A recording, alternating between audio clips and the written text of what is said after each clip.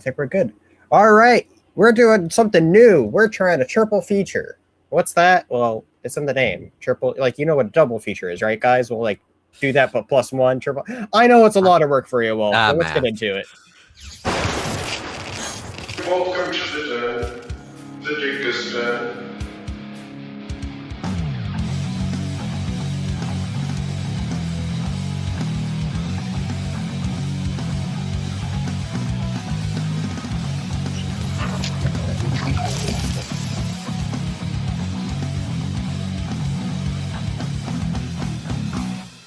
Like there was Cheeto tea that I came up with.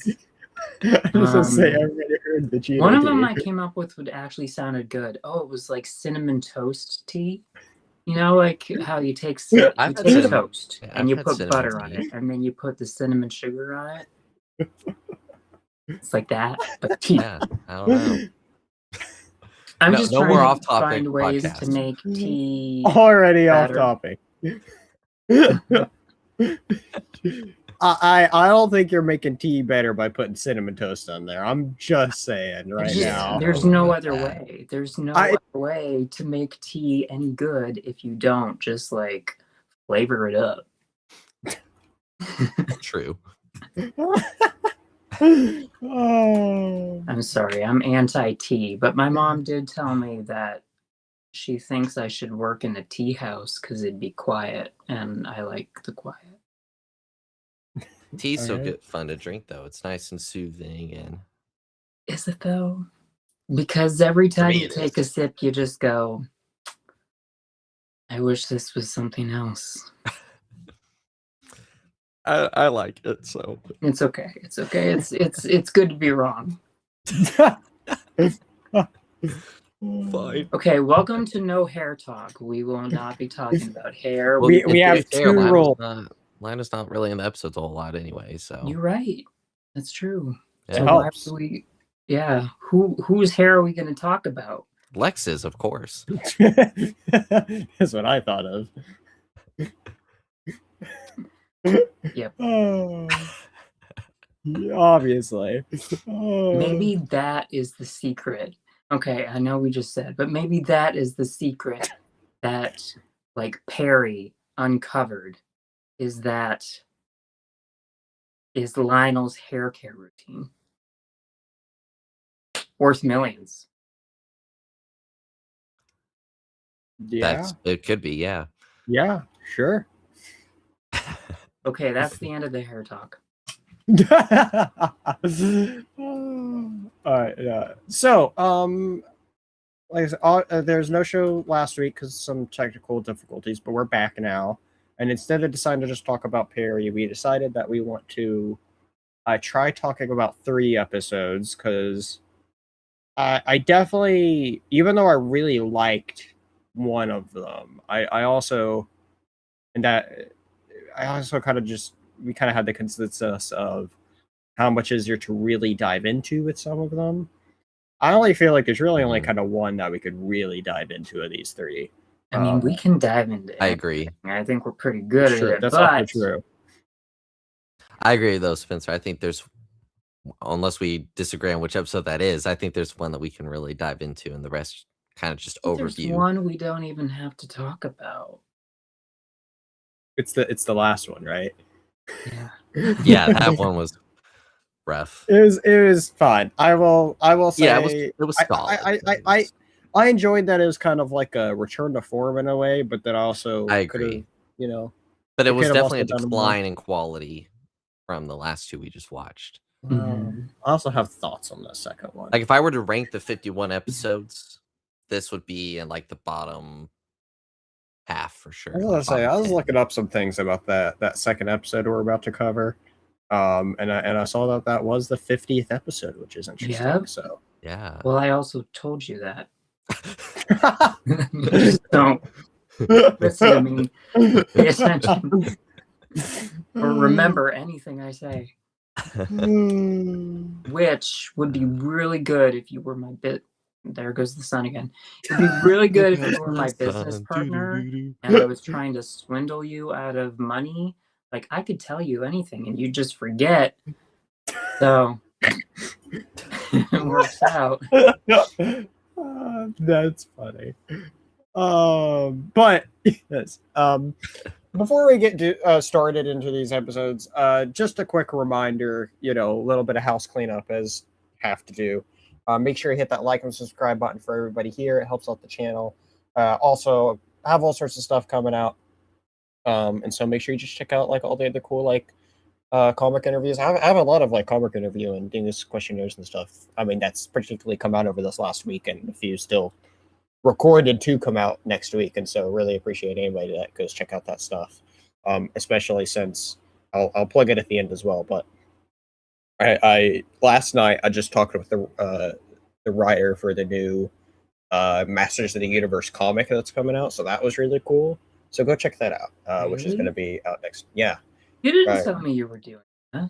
I know, crazy, right? Well, yesterday I dropped a review of one of his creator-owned books that he published on IDW, or with IDW, called Road of Bones, which is a horror comic set in Russia, Stalin-era Russia.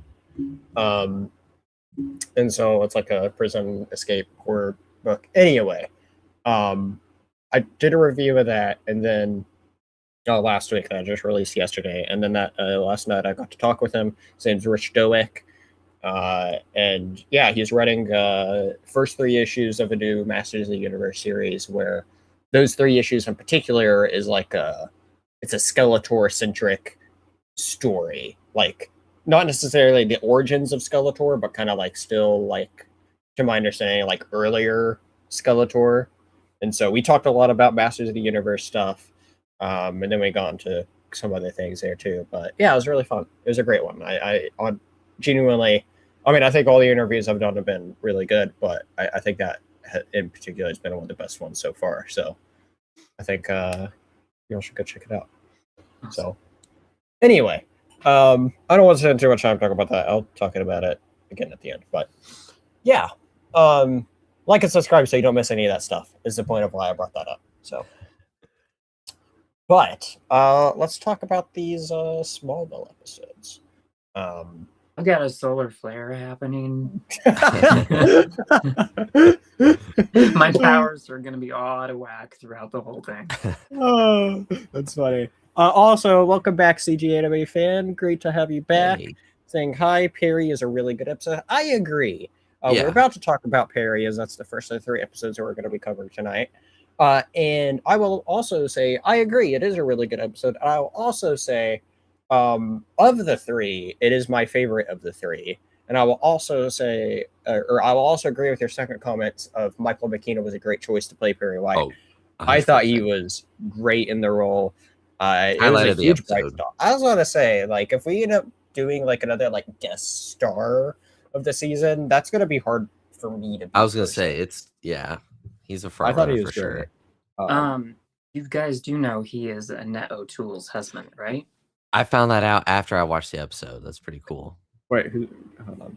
Annette O'Toole, Martha Kent. Oh, come on. Interesting. We're 50 episodes in and you don't remember her name. Somebody save me. He's not good with acronyms. It's okay.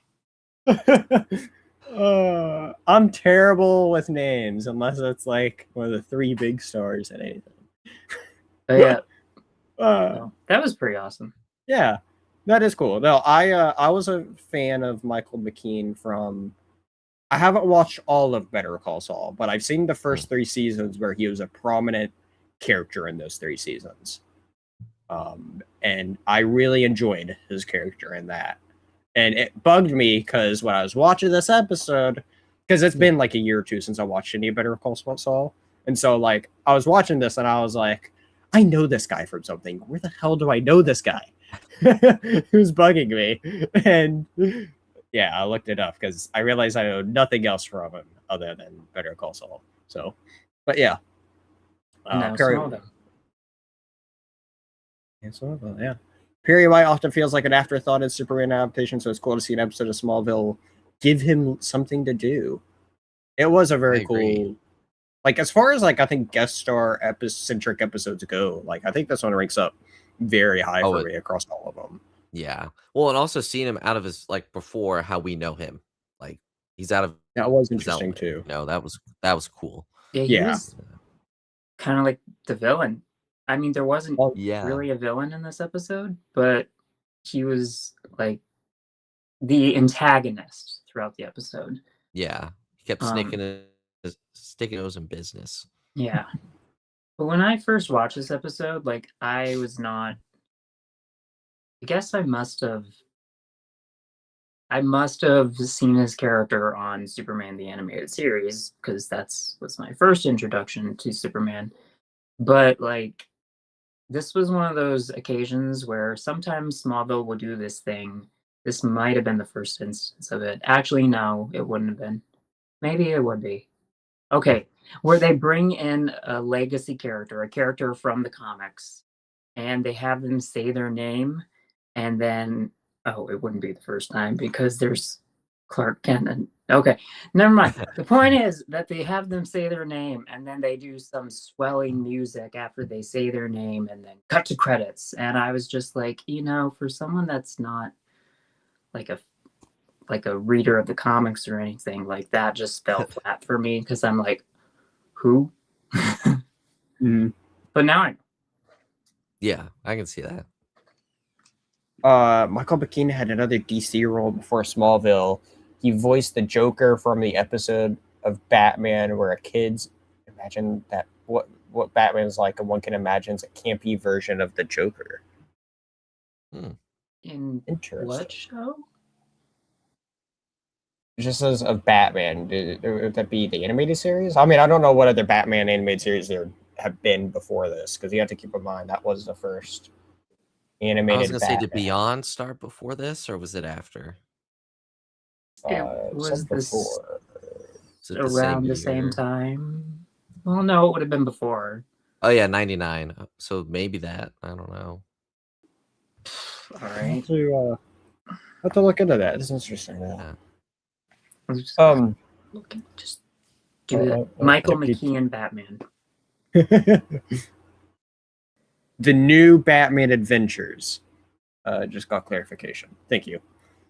I've not watched any of that one yet. Maybe eventually. I know there's so many of the old cartoons I need to fully watch. The only old cartoon I've gone back and watched. From the 1950s?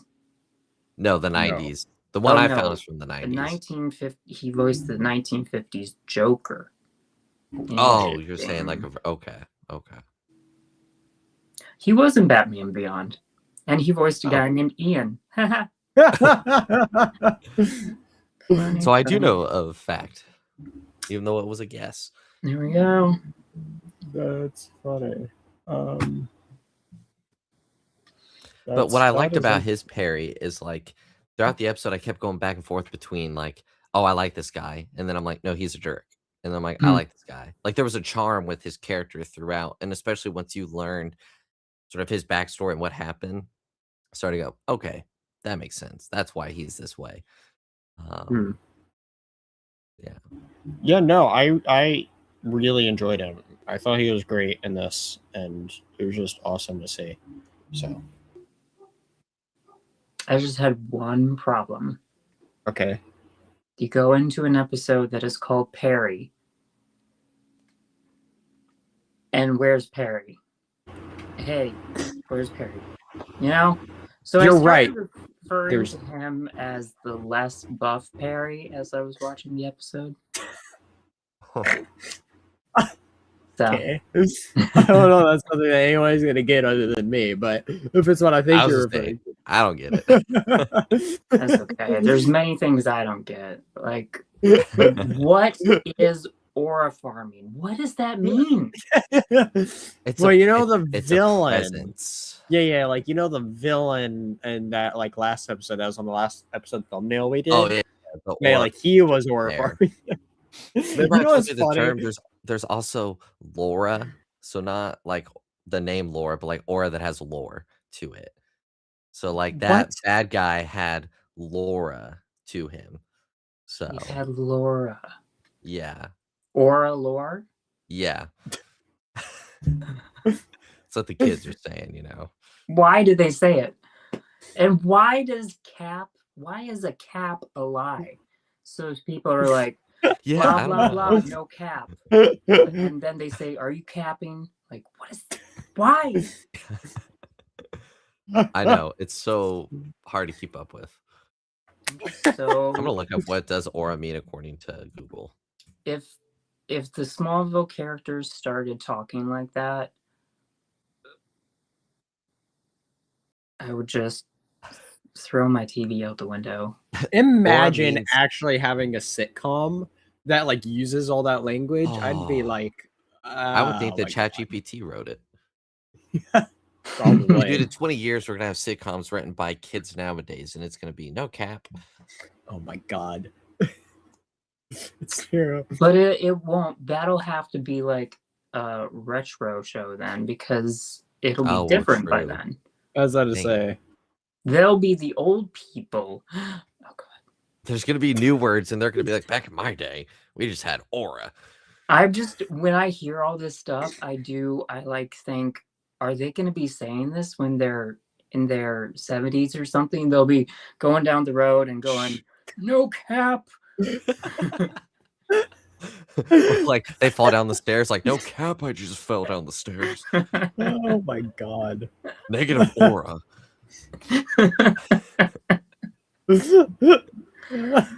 I'm trying to think if I had any like lingo as a kid, and if it's continue to translate, because mainly my dialogue is just TV and movie references that only me and my mom understand. I have that with my sisters and some friends. We have like movie and TV vocal stems, so we just will say that like no one else gets. Like they think we're like crazy, and I'm like we're just dying laughing. Mm-hmm. It's fun. All right. So back to so Perry we and his liked aura this farming. episode, no cap. Yeah.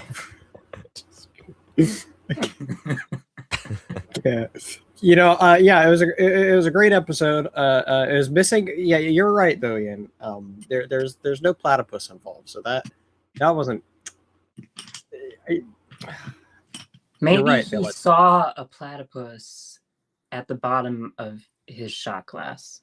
Oh, maybe that's because he literally thought he hallucinated the entirety of this episode by the end of it. You know, like Clark is like using his powers left and right, speeding in front of him, setting things on fire, and like tractors falling from the sky. And, you know, by the end of this episode, he's like, wow, I was really drunk. I loved that it was like the convenience of Clark. It's like when he lost his powers briefly in that episode with Lex. Like, and it was just a convenience. It was like, yeah, he could, you know. And even when the detective was there, Clark was like, it must have fallen off a truck or something. Like it is in the ground. Like that's funny. CJ Ray fan said introducing Perry White before Clark Kent working at the Daily Planet seems counterintuitive, but they managed to make it work really well. I agree. I thought it was interesting that they introduced him this early, but I did find it. I mean, the idea of always just like, you know, somebody who's just happens to be editor in chief later, you know, the head honcho later on makes his way into Smallville. But I mean, I don't know. I think it's important. I don't know if we've ever really had much of like Perry White's like origin ever explored. See, that's something I didn't think of looking into until just now. But it's also like one of those things that like I would think that maybe there'd been some references, but I don't think there would have been anything like concrete, because it's like at the end of the day, he's always just one of those side characters that always appears, you know. Yeah. Well, and I liked how not to jump to the end of the episode, but you could really tell that his experience with Clark is what turns around his life for him and makes him become the editor, you know, who he ends up being is what we know. So they introduced him early enough, but they made it work to where it fit with the characters. It is an interesting implication of like in this world of like, oh, is this why Clark would get the job or something? Like if you remember him, you know? And I do think there is some of like a weird implication there, because I do think kind of like maybe part of that defeats part of the original purpose to why Superman goes to work at the Daily Planet, of just like, small town boy goes off and, goes to just happen to achieve great things, or, get his dream job, He's not getting in on his writing skills alone. No.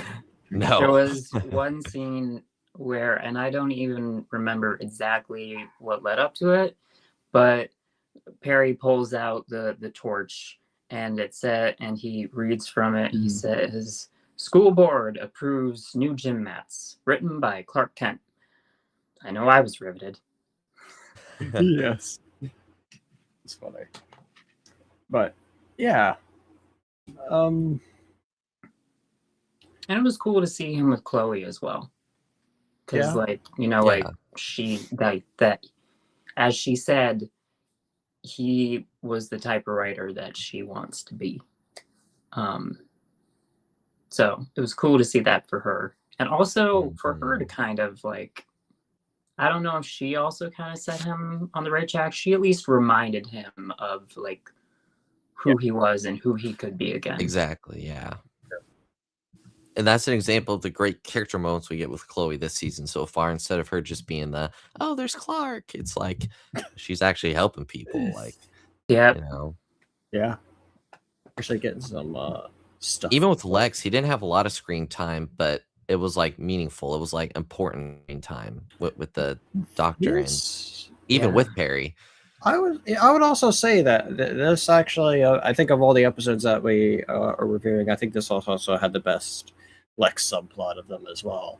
I like exploring a little bit of like Lex's, what was it, like therapy here? Is that what he was having to do? Or it's like psychological, so something like that. Yeah, whatever. And the Doctor wasn't afraid of Lex. Like she stood up to him and was like, "You got to do this." Like, I feel like there's not many people that like no nonsense.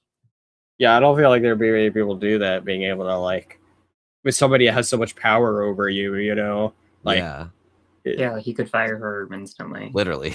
Yeah, literally. But it's also it shows that she cares.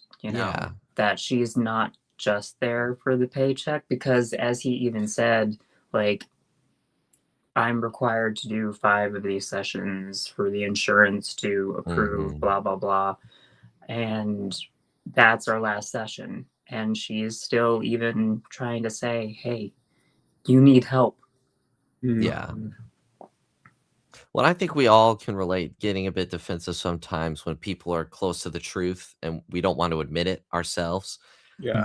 But I think there's a part of Lex that does, but he's just afraid of what's going to happen if he does. There's this battle internally with him, which I thought, how I took it at least, and I thought it was neat with them playing with that idea. And he's been told by his father his entire life that vulnerability is weakness. And he also just went through having an entire season where he truly opened up to somebody and was fully honest.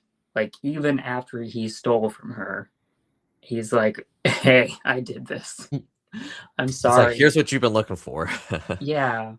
So it fully opens up to somebody and then is betrayed. Again, I don't agree with where her character went because I don't think it works or fits. But they've done it. That's what it is. And so this is where his character is, having that kind of betrayal. So of course he would be like terrified of opening up again. Because even with Perry later in the episode, Perry's like, I got the truth here. I can undig the truth. And he gets physical with him because he's like, that can't be, unsurfaced and stuff. I just thought it was good how they played around with that. Did Perry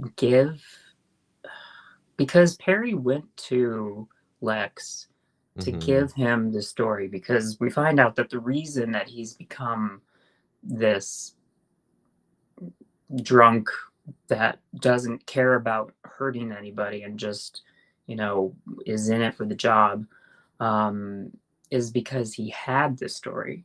He had the biggest story, and yet he couldn't publish it, which we find out it's something about Lionel. We don't know what. Mm-hmm. But it's implied that if he did release the story, he'd be killed. Yeah.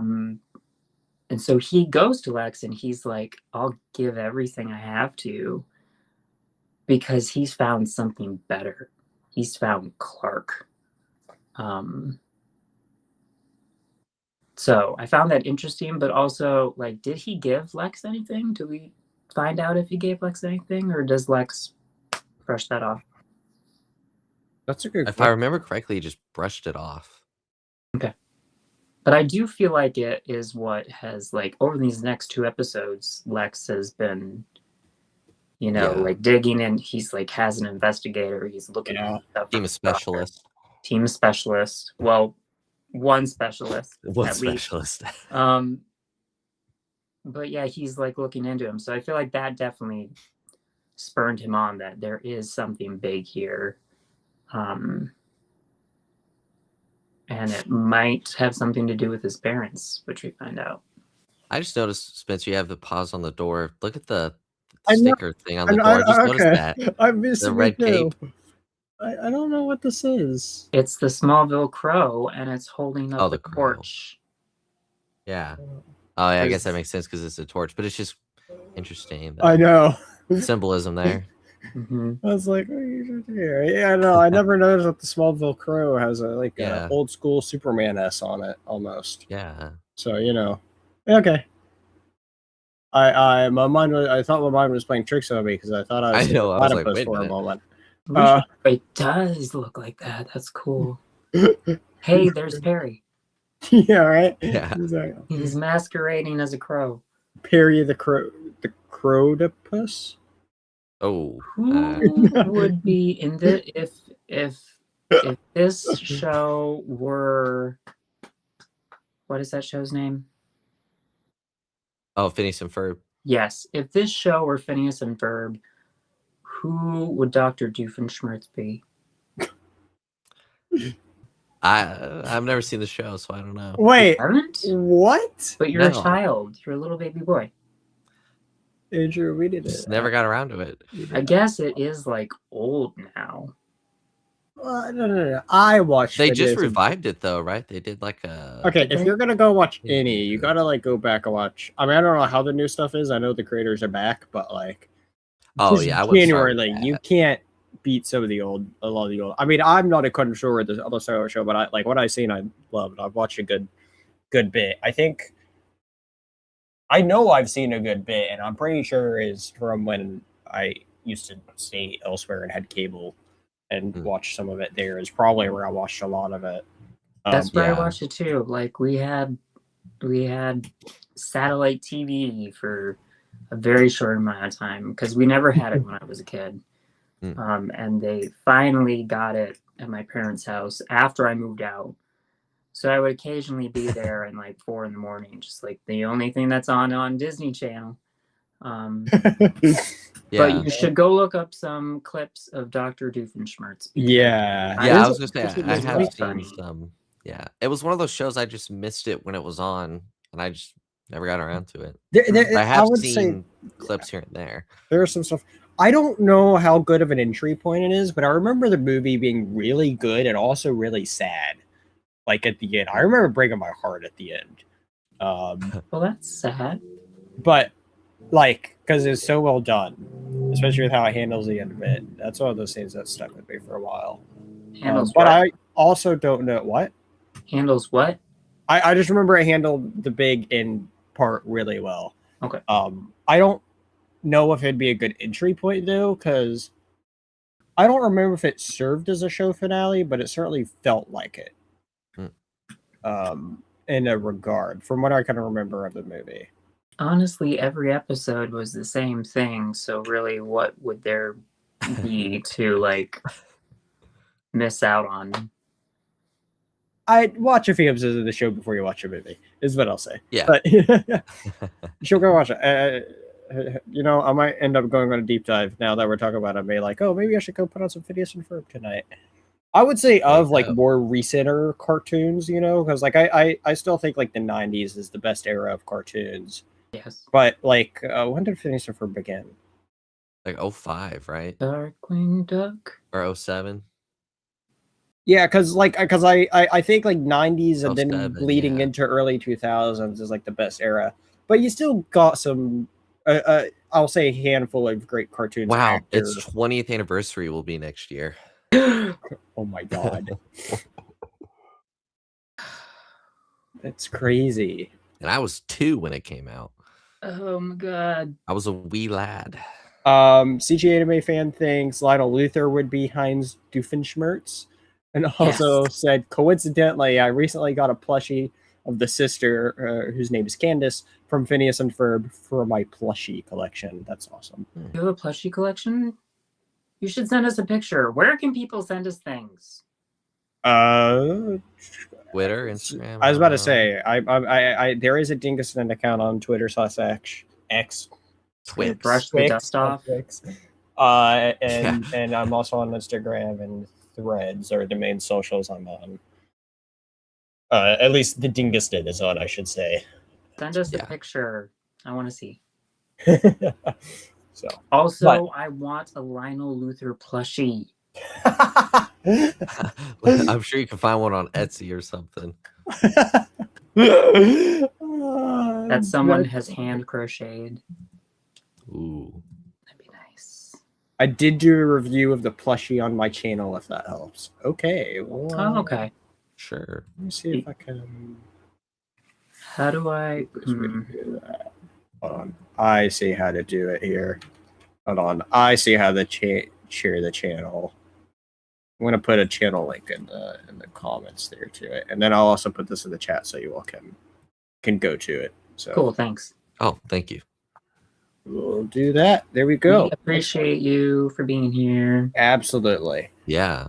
I always appreciate any live interaction we get, and everyone that watches on the all right, so we're done with Smallville. I'm just gonna be checking out all the videos. Yeah, exactly right. I don't think Lionel got any merchandise, which seems like a missed opportunity. I could see that. I know. I even was looking, and I was like, "Oh man, it would have been cool to have like a little line." I also found this funny of where Perry worked before they put X-Styles. Not to be confused with X-Files. I know, right? This is exactly. I was like, "Is this what it's a reference?" I don't know if this is meant to be a thing, and if this is an actual DC thing, if it's an actual deep cut or just something they made up. That's hey, here's a reference to X-Files. I mean, it's probably the X-Files thing, because isn't the job like referencing paranormal? Yeah, I think he said something like that because he was really interested in the Wall of Weird. Mm-hmm. Yeah, see, I look up X-Styles DC, and the first DC related thing is Red X, where it's like, no, it's not what I want. That's a villain. Yeah. Maybe the company is run by that person.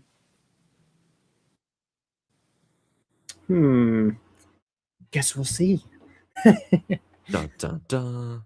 So, what else about this episode? As I was saying, it doesn't. I didn't rewatch this episode, which doesn't. I didn't either. But since I knew we weren't going to be spending as much time on it, since we're trying to fit in 3, I was just like, I'll just see whatever I can remember. Which, apparently, right now is not a lot. Apparently, my mind is currently thinking a lot about Perry the Platypus. So. Honestly, I feel like we've covered most of it at this point. I was going to say, Michael McKean was such a great guest character. Unless there's any other specific points, we could just go ahead and do the superstar. Yeah, I don't know. Like I said, I think we did a good job of like covering. Like we covered Perry, and then we covered Lex. Oh, there was a scene where where they. Perry suspects of his powers. Yeah, that was a cool scene. Bit crazy. I almost thought this was going to be the point where Clark learns that he could fly, because I thought that earlier in the show when he jumped across the buildings, because it seems like whenever he has to save someone, he discovers like a new power. Sometimes is how he does it. Sometimes it's just random. And I thought maybe if he were to, when he jumped or like fell or with the rope or whatever, he would be like, "Oh, hey, I can fly." But I fly now. I fly now. But of course, Lana's there. Pete's. Well, it wouldn't matter. The Pete's there, but yeah. They do that like shot from like the Superman movie where he catches Lois as she falls he out just of the catches Perry, and Perry's like, "Who's holding you?" That would have been funny. I did like that reference that they did that that Perry called the sheriff chief, and she's like, "Don't call me chief." So that was a nice thing because that's Perry's thing. Yeah. Yeah. I didn't think about that. He even does that in the Superman movie that came out last year. Yeah. I'm actually gonna probably rewatch that before within the next week. Yeah. So yeah, very cool. And yeah, and the episode wrapped up well. I think it was definitely a really good solo episode for sure. I liked it a lot as a kind of not quite standalone, but it also wasn't like an episode of the week either. It really progressed story plots for everyone. Yeah, I think it was a good balance of kind of all those different aspects, especially just kind of like for an episode that's kind of like middle of the way, or not middle, but you know what I mean. I know what you mean. Yeah, something that's not like meant to be it a fit big a lot in the beginning 40 minutes. Yeah, it was versus definitely something really like Magnetic, where you're like, God, we're only 20 minutes in. All right. That episode was a struggle to get through. I literally paused and I checked the time. I was like, oof, I'm only halfway through. I thought the episode was almost over. That's not a little sign. preview for people. All right. What do we got for Superstar for Perry?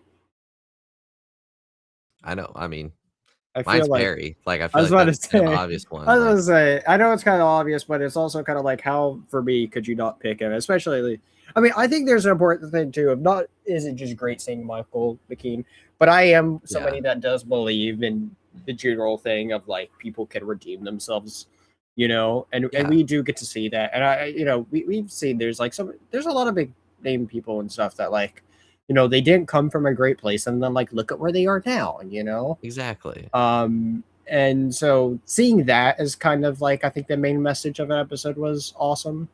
And, I agree. Yeah, and so I think beyond it just being, oh, look at Perry being here, I do like that message kind of attached to this character. And I think it just worked really well with it. So no, I agree, especially with the pressure that comes with even being a guest star, just from an actor standpoint. Yeah, and being able to be the highlight of the episode is a testament to the performance and just how well he was written. Like you said, he redeems himself by the end with the impact Clark had on him. And yeah, you know, Perry said, "You're Superman," as he left on the train or the bus. Yeah. For them to succeed at writing that you do believe that he's like on a different track by the end of the episode, because like he was like just like didn't care, thorn in people's side, like annoying jerk throughout the entire thing. And it is like what really can get him to change, and it's that he pretends to jump off of this cliff thing, and Clark jumps after him. Yeah, like Clark knows his powers are on the fritz, but he still does it.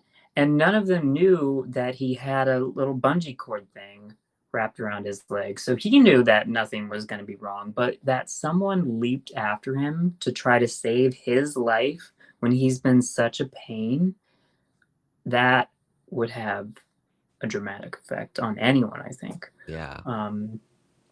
So yeah, I think they did well with that. But he's not my superstar. Okay, so who's your superstar? My superstar is Clark's white t-shirt. Okay. It's my favorite Clark outfit when Clark is just wearing the white t-shirt, because like some of my favorite scenes happen when he's wearing that t-shirt. He doesn't wear it often, but he wore it in Obscura when he asked Chloe to go to the spring formal. He wore it in that episode where he and Lana are at the Talon and he's trying to fix the pipes and the water goes everywhere. Conveniently. That was a good scene. And now here, this was a good ending, and he's wearing the white t-shirt. So yeah, it's the white t-shirt for me. Okay. Fully serious. I'm not backing down on that. Oh, that's funny. What about you, Andrew? Oh wait, Andrew, you already picked. And did you also pick Spencer? We both agreed on Perry. Perry and Perry? Yeah. I can't go with less buff Perry. No, it's just not going to work for me. Perry the non-platypus. Yep, that's his new byline. We'll figure out something later. Probably not. Look, you have on the screen Perry White. Perry. Oh. Clark's wearing the white. Symbolism. White. Maybe that's why they did it. Superstars right there. Yeah. No, I was intentionally just a paradox of superstars. A paradox. A paradox. A black hole just opened. You know, I would like to see a crossover. I know it never happened between Perry, the platypus, and Perry White together. I think that'd be a great. You need Doctor Strange so he can open up a portal, and this Perry walks through it into the Phineas and Ferb cartoon. Is like, oh, wrong universe, and then walks out. It'd be like that one episode of The Simpsons where Homer comes into the human live-action world. Oh yeah, yeah. You've never seen that. Perry and the Paradox is what we're going to call it. So Paradox, yeah. Yeah. So there we go. We have a whole new idea that'll never happen because, reasons, unfortunately. I mean, if someone hasn't already done it, it's like, what's wrong with this universe? Literally right there. Is there other Perrys? Is there other Perrys? There's no other Perrys in existence. Oh, nope. Okay. Nope. All right. Well, before I go down any more of that rabbit hole, let's talk about Relic. The 50th episode. This, I think, was my favorite of the three. Slightly, I enjoyed it a little bit more than Perry. Awesome. It's my favorite as well. Ha, Spencer.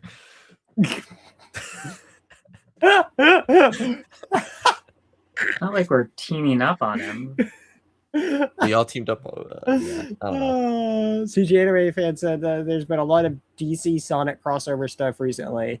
So DC and Phineas and Ferb no longer seems impossible. The big problem for me is that Phineas and Ferb is under the Disney umbrella, which and they're no fun. Yeah. Yeah.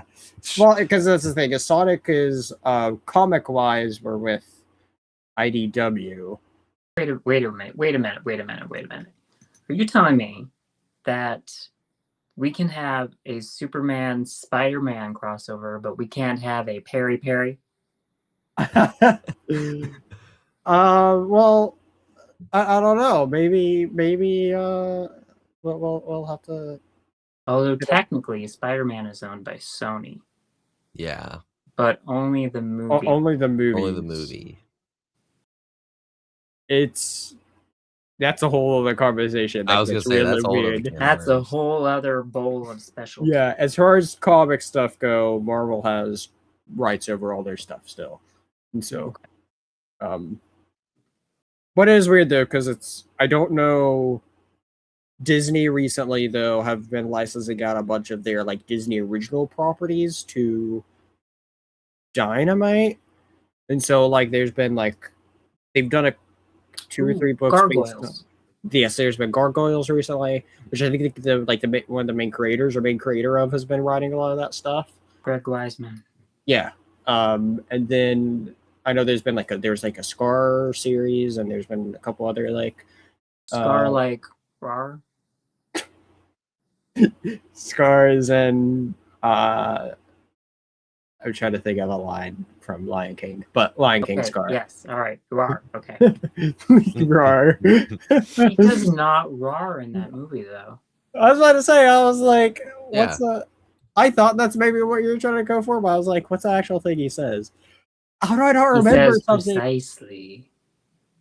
Is what say. I mean, when I think Scar from that movie, I think of like his solo song is the first thing I think of. Mm-hmm.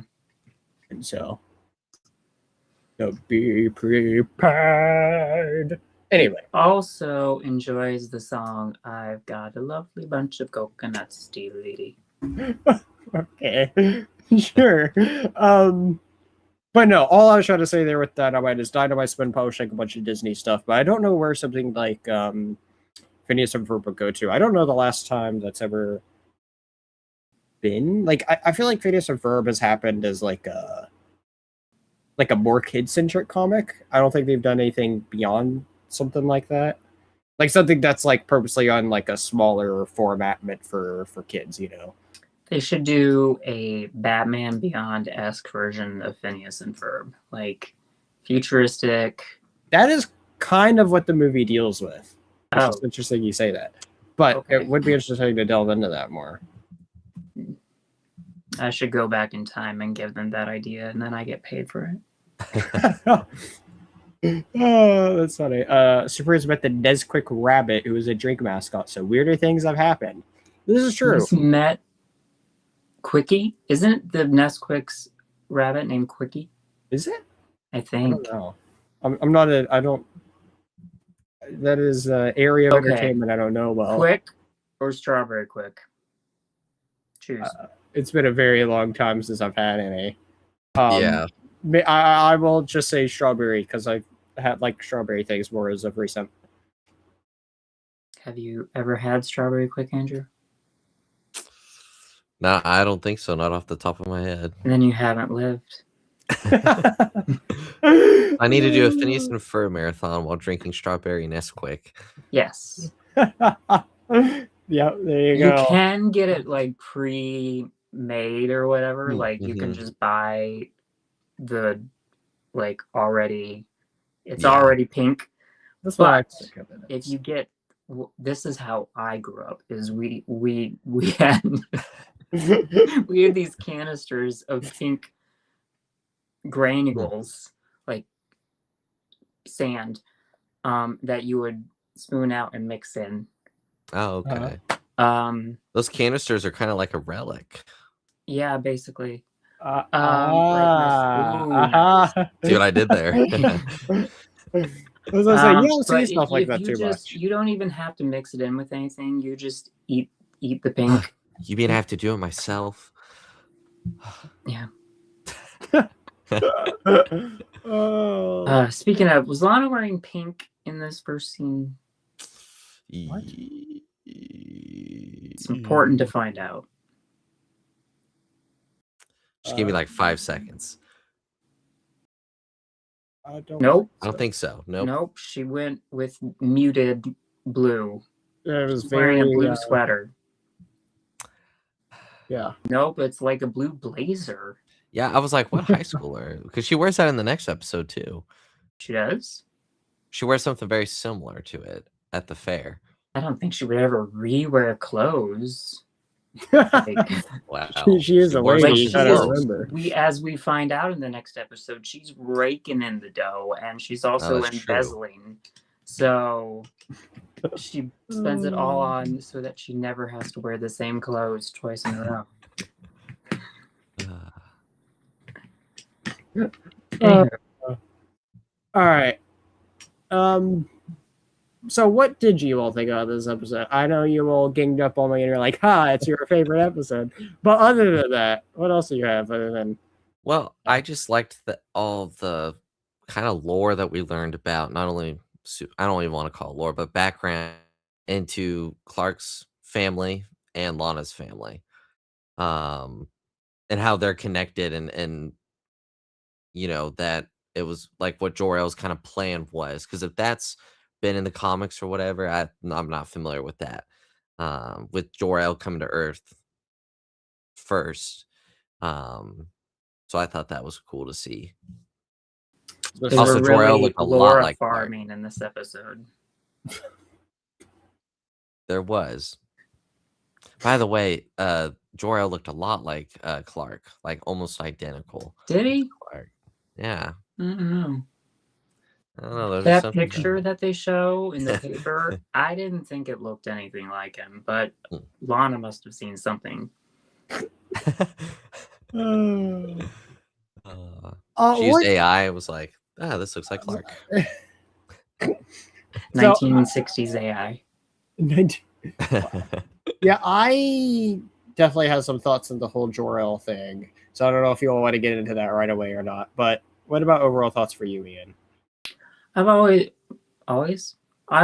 loved this episode.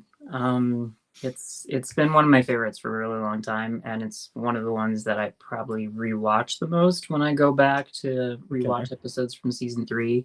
There's this episode, and then there's another episode that I can't tell you about, but I can tell you that I was screaming throughout the entire thing. And I'll leave it there. In this season? Yeah, in this season, yeah. Oh. Yeah. Do you think me and Andrew will be screaming? Do you think me and Andrew will be screaming? Like happy screaming or like sad screaming? Like terrified screaming. Oh no. Andrew might. I feel like Spencer, you might not react because you don't react. I will say, when it comes to horror, I just stay silent. And yeah. Anyways, I like this episode. I really like the 1950s or 1960s, whatever it is, the flashbacks, and the music. Kristen Crook looked amazing. Oh, she looked great. Yeah. I do feel like, I don't know, like some of the present day stuff seemed a little perfunctory, like just kind of going in a line to like going with the flow. Yeah, to like move the plot forward, because obviously the most interesting stuff was the back in time stuff. But it was still good, especially with Clark's stuff, because like, so you brought up here, again, for anyone that can't see, Spencer has the episode going where we can see it, so we can maybe kind of stay on track. I really liked this scene because this showed character growth for Clark, because last season he would have gone here by himself. He would have gone to the cave by himself. He would have not told his parents because he doesn't want to involve them with anything with Jor-El and blah, blah, blah. But with what they went through at the end of last season and at the beginning of this one, and like how much like Clark taking on this kind of stuff on his own and not leaning on his family, not trusting in them, how badly that went. Like this, it's not spoken of at all, but just to have him there, that he goes there with Jonathan, I think it says a lot. Yeah, I agree. I didn't think about that, but I definitely think that's a good point, though. I do like that. Yeah, I don't know. I'll be honest. I think, yes, the plot of this episode was good. I like the main, I guess you would call it gimmick. I was trying to find a better word for it, but I'm just going to say main gimmick of this episode, right? It's a fine word. Yeah. I like the gimmick with the episode of like how it was done, right? And they went like, it's one of those things that it kind of was like, all right, here's our gimmick. Let's fully go into this gimmick, right? And they did that, right? And I applaud them for that. As far as the gimmick itself, I don't know. Maybe I just need to rewatch the episode and be more open-minded to it. Yes. But, there's a lot of things on this show that reinvent Superman ideas within the show, right? Like a perfect example is how it opened, of like making it as like a part of a meteor shower or parts of Krypton coming onto Earth, right? And it's one of those things I'm like, okay, yeah, that's a cool like reimagining of how that would work, right? And we've had some other things here and there of being like, okay, that's how it could work. And I don't know, this is the first time that I think that's really come up in the show where it's done something that didn't necessarily sit well with me right off the bat. And that's just because I didn't like the idea of that it is like actually Jor-El himself being on Earth. Like I don't know. I just find that kind of like a idea that doesn't work with what it's meant to be, if that makes sense. Why? I mean, I don't know. It's just one of those things where it's just like, I think it just didn't click. Yeah, I was trying to think of like a good way to explain how I think of it, but like it's just I think I don't know, for whatever reason to me, the idea of Jor-El going to Earth just seems outlandish, especially when I think of Jor-El as like the science guy that always like. I think it makes sense for him to have researched all these planets and be like, oh, Earth is the perfect planet that he's spent a long time, looking for, researching, maybe even sending probes to. But I think the idea of him just going out there is just a step too far for me. And as far as I can tell from research, there's the comics never really did that. There was like a weird like Superboy comic where he like briefly kind of came, but then it like made him. There's a really weird Superboy story in like Silver or Bronze Age they did. There's like an Elseworld story that toyed with the idea of him surviving, and then there was also there's a weird story set post-Crisis. I don't remember what it was. I think it's a more recent story. Like I want to say more recent, like within early 2000s or maybe it's 2011 when it came out. Point is, newer story, whereas like he was also briefly sent to Earth right as Krypton was getting exploded, and then like from a paranormal blip or something, which I was like, okay, that's also weird. Point is, it's just one of those things that's like they took a big creative liberty here that didn't sit well for me, and I don't know. It's just one of those things that maybe because I just watched the episode last night / this morning. I watched part of it last night and then finished it this morning. That like maybe it hasn't set with me enough to bring it. Yeah. Just, I don't know. Like I said, I mean, here's the thing, right? Like I'll also preface this with Superman did a big thing that I didn't like at first, and which I talked about that in my review that Andrew, you're part of when we talked about it some. But since then, I've also come to like accept and like that. You know what I mean? With Superman's heritage.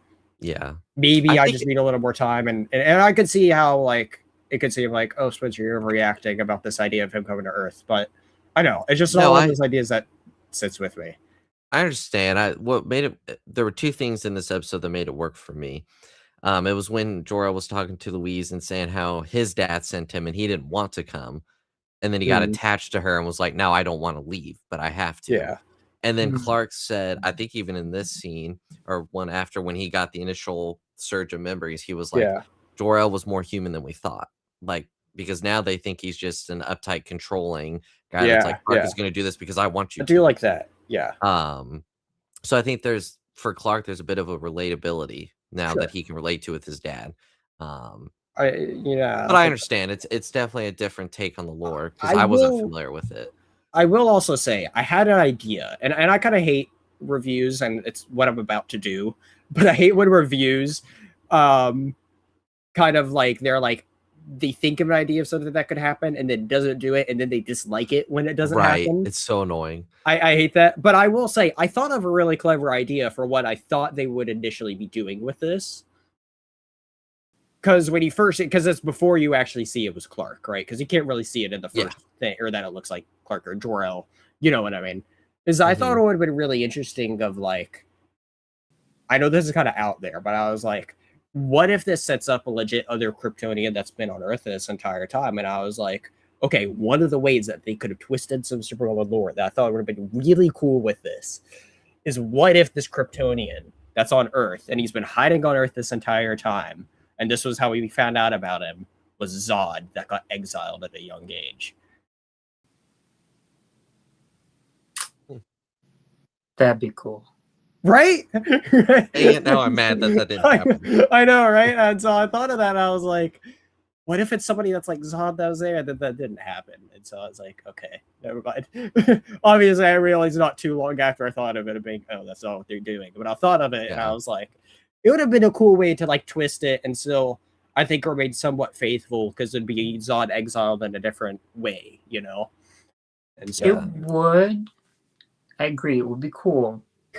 But, you know, as we've talked about many times, one of the main things of this show, and one of the things that it does so well, is it's about a relationship with your parents and like your origins, where you come from, how much of where you come from is like just based on like who you innately are and who you are raised to be, those types of things. And what Andrew was saying earlier, about like finding like that humanity in Jor-El, because like they have feared that like this cold personality is like who his people were and who he could potentially be himself. And so to like find out that he did have some stuff in common with his father, that his father did go through some of the same stuff, like we wouldn't have that like link, you know, for Clark here. But also, I think it's interesting to like see Jor-El through this lens, because as far as we've seen throughout from this show so far, it is that cold personality of Jor-El, and it's like, what exactly happened that he came here, he saw life on Earth, he developed a relationship with someone, and sees the humanity in the Kents so much that he remembers that kindness years later to send Clark there. Like Clark believes that he chose them. But what exactly happened to turn him into that other person, that cold person that says these people have served their purpose? You know, maybe his experience with Louise. It's I don't possible. know if that's what you're getting at. I don't know. Like the way he was treated, like, I don't know. Up until he met the Kents. Yeah, it's like, did losing her like maybe partially turn his heart cold, or at least turn him off from humanity? But he still sends his son there. Yeah. So it's just interesting. Like it's kind of, it's a cool way to look at Jor-El, but you still don't get all the answers of like why he is the way he is now. Even though the way he is now is, it's like taking one of us and having it's AI Jor-El. You know, it's not actually literally. Right. Yeah. Well, even Lex found out some family lore in this episode, which I thought was a cool tie-in for him in the episode with his grandfather. And everything. And Lionel, because how Lex has had to be vulnerable, Lionel was kind of vulnerable in this episode. Like, even when he was talking about his parents, he kind of got choked up there a little bit. Not like he held it in, but you could tell that he was experiencing that, which was interesting to see, because he's been very much just cold and hard for the most part, basically throughout the whole show. It was cool to see that from him. That and again, when you're watching Lionel, you just don't know how much of it is true emotion and how much of it is Mm-hmm. performative, for some reason. So like, you know, like, but it could work because I was gonna say Michael, Lex is like pushing them. He's like, why didn't you like dig into this further? Why didn't you find out what happened to them? And Mm-hmm. and he basically said it was too painful.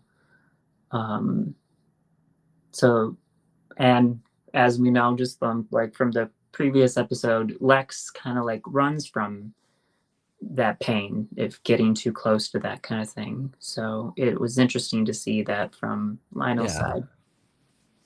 Well, no one wants to ever find out bad stuff about their family. I mean, even Clark says that to Lana. He's like, you always wonder who your parents are, and the last thing you want to ever learn is that they were criminals or bad people or whatever. Yeah. And same thing with Lionel. Like you don't want to hear that about your parents, you know?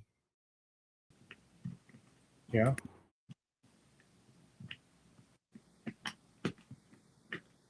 It was a good scene with Lex and Chloe. With Chloe bringing, like, coming to ask him questions about this, and he's like, well, we didn't really sit around the dinner table swapping stories about past criminal transgressions within the family. It's funny. But it's also it's kind of like, I don't know if they were doing this intentionally or not, but it's like they were bringing forward, but just from a previous generation, like what Lionel is in the comic origins, that he is, you know, destitute, penniless, and a criminal. I did notice that. So yeah, so they just pushed it back a generation. Yeah, I did notice that, and I was like, okay, at least there's that, which is interesting. And I also really liked that thought it was a little mean of Clark to push Chloe to confronting Lex, especially since this is his little crusade. But I like that they, you know, called back to a previous episode, to say, for Chloe to say, the last time I like got involved with Lex, or got Lex involved with things, he almost got killed. You know, she has a lot of guilt over that previous encounter, where other people got killed because of her, of what she was doing. But I don't know if it was in this episode or the next episode, but she said, I had a 3 megabyte file on this guy. Like, that's a lot was back a lot, then. That is a lot for back then. Yeah. I was, well, hold on. What year would this be in for them? 2003. And because I think of that as being like, that's a lot for, I don't remember when the PS2 came out, but that was a lot for a PS2. I have a 1 megabyte storage expansion on my PS2. So, you know, that was a lot for them back then. Anyway. Wild. Yeah. Yeah, I was gonna say, you can't do crap with 3 megabytes nowadays. You do one text message. Literally. If you're lucky. But yeah. But yeah. Yeah, it definitely, I think, is. I do think it did a good job on what the episode set out to do, for sure.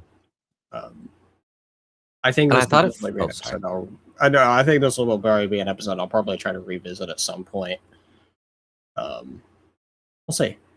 Yeah, I thought it flowed pretty well back and forth between present time, 60s, and it was like each scene then set up like the next one. So like a flashback from the 60s set up what they discovered then in present time, and vice versa. Especially with this mayor guy. Who they brought back from. I recognize that. He was in Skinwalker, the first episode with the caves. And he was the mayor then, and he was like trying to get Lex to give him a bribe. So he was already set up to be shady. So that's pretty cool. That's cool. Yeah. It's a nice full circle moment there.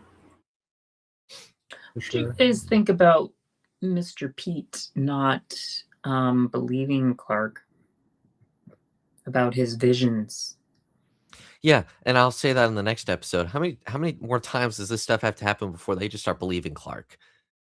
Yeah. Like golly, it's insane. Because he kept going like, these are daydreams, Clark. I know. Why? Yeah. Like, your best I'm friend like, is an alien, and he can shoot fire from his eyes and yeah, leap tall buildings. minimally sized buildings in a Right. single bound. But yeah, like he can touch a mailbox and get memories. Like, come on, Pete. It was that thing. The little talisman, the relic, being encoded with memories. I thought that was cool because they do that in the comics a lot. They have like Kryptonian knowledge and memories downloaded into crystals. I think that's really cool. Yeah.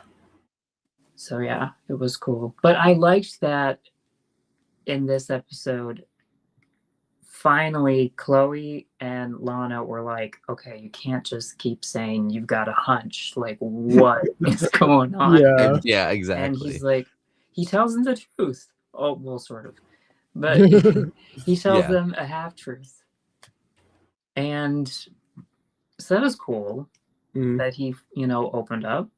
Yeah. But I feel like they dropped it pretty quickly because Chloe was like, oh yeah, genetic memory. Yeah, because Chloe was like, scientists believe that like we can inherit memories through DNA or something like that. Mm-hmm. Yeah. I was like, that's more believable than Clark just saying it's a hunch. I'm like, all right. Yeah. I didn't find that was like a funny like reoccurrence, specifically between him and Chloe. I was like, okay. It made me laugh. But it just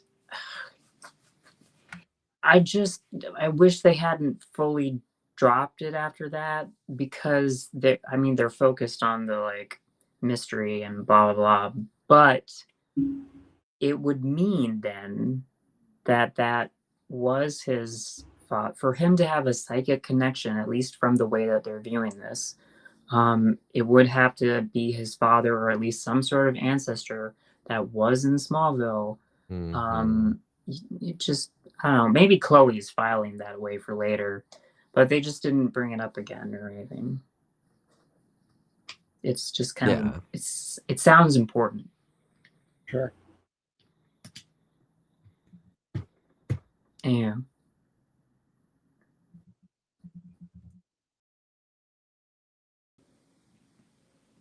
I don't know. You all have anything else about this one?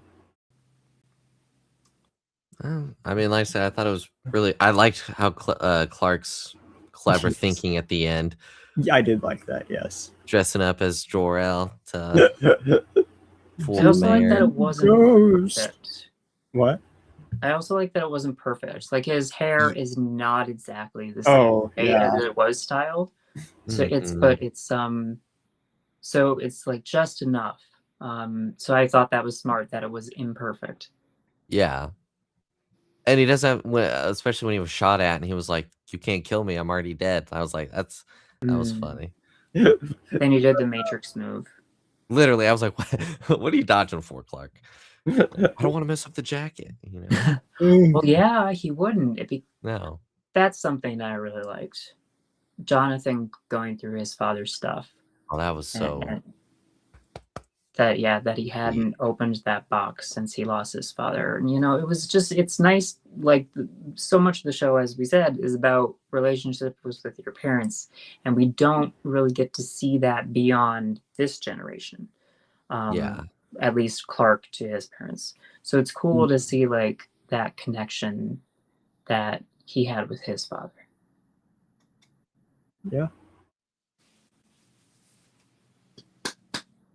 I agree. And well, I was trying to remember, what was her relationship with this guy Alana? It was like a great uncle. Great uncle. Great uncle. Yeah. Yeah, because it was her great aunt, I think. Yeah. There you go. So her great uncle is now out of prison. He's free. He's free. Free falling.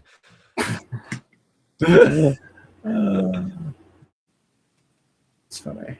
I don't know. Did we? I don't think they ever said. Do we know what that symbol means? That's on the relic and on the wall. Question. I don't think we do. Let me ask Google. Okay. So we'll take it with a grain of salt. Yep.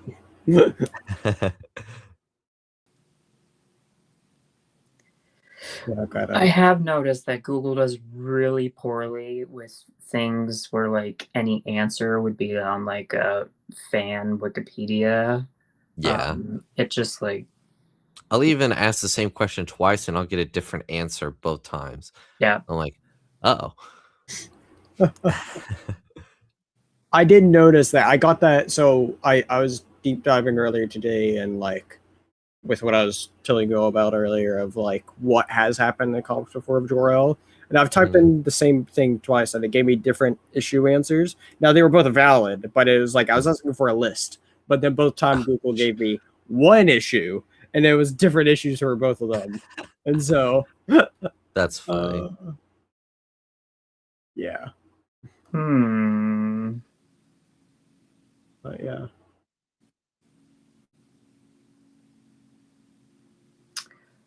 Apparently it means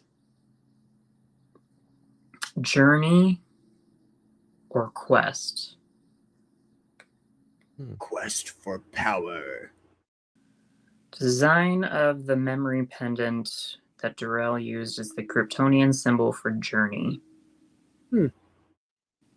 Interesting. Did we find out why he was there? Because he said he was like sent there on like, or at least, well, he said his father had sent him there. He didn't want to be there. Clark surmises that he thinks it was like some sort of trial. But did we find out like what the trial was? I don't think so. I don't think so. And you know, that's part of one of the things too. If they would have elaborated on that, even if it's just a sentence more, it might have helped me, you know, of being like, yeah. If you're going to do something, I think, bold like this, you also think you need good reason to back it up as well. You know, Yeah. just being like, you know, he just happened to be on Earth. It's like, okay. Anyway. He just fell out of the sky. Yeah. No, he fell off the truck. Fell off the truck. That's right. Yeah, right. Yeah, he fell off the space truck, you know, and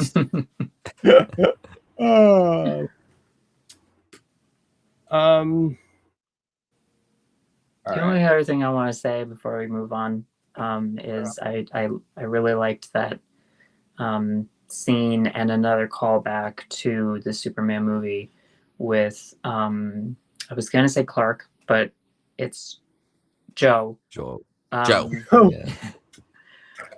Him revealing his secret to Louise and flying. Yeah. And having that image of them floating above the cornfields with the moon behind them. So that was cool. Yeah, I looked at that and my mind first went to E.T. and then I was like, oh yeah. Oh, okay. They didn't quite go that high. Yeah. She wouldn't be able to breathe. Imagine if he said that. He was like, yeah, you wouldn't be able to breathe on my planet. That's funny. You have to wear a suit all the time. Can humans breathe on Krypton? I mean, I would think so, since Kryptonians can breathe on Earth. Yes. Yeah. I don't know. Well,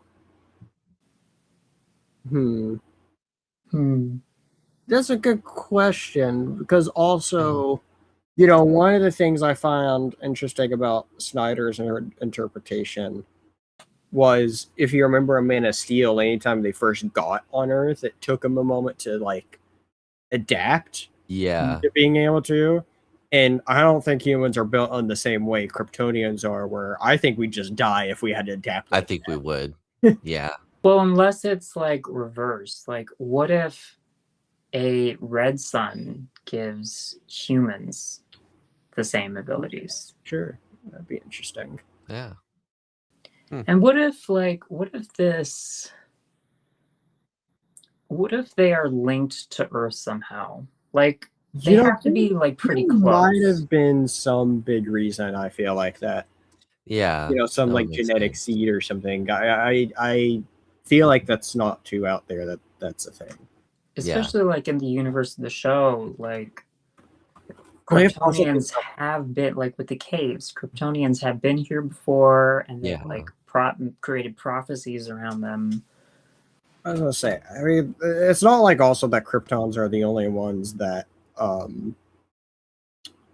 has that sort of not the only aliens that are like humans looking, like we have I'm trying to remember what the different people are specifically called. I was trying to look at, because you have the Thanagarians are a big one.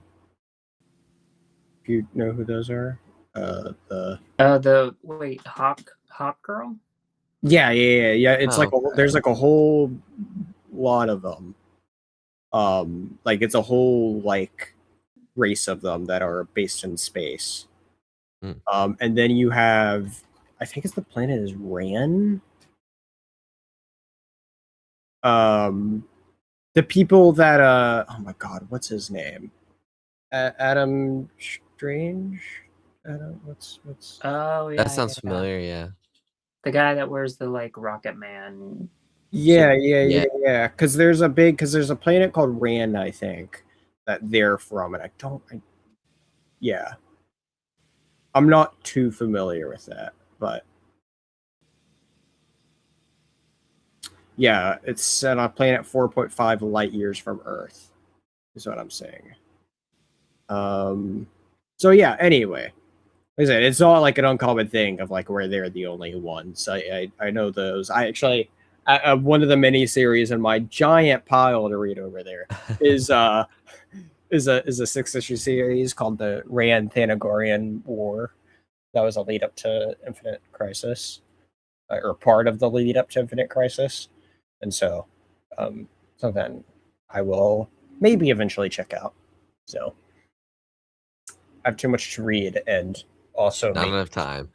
No. Well, I need to start putting more time and actually trying to read them, and then also it doesn't help when I'm looking at Amazon a day or two ago, and I'm like, maybe I should buy a couple things. Especially I was gonna say Prime Day's coming up soon. They have a buy two get one free on a lot of comics right now. Oh, and they have part of it. The next comic I'm going to be reviewing with Warren, who's who I normally do the comic reviews with. We took this week off because I was just like, let's just. I have a lot to do it. I'm doing, so let's just take a week off. But our next review we're doing a Supergirl. On Thursday, we're recording a Supergirl comic review. Not the one that we did, but a different one. I was going to say, what the heck? Supergirl being super, and that one is part of a buy two, get one free. So I'm like, I'm tempted. So we'll see what happens. just Ian's looking at me and being like, Spencer, no, you don't need to do this, Spencer.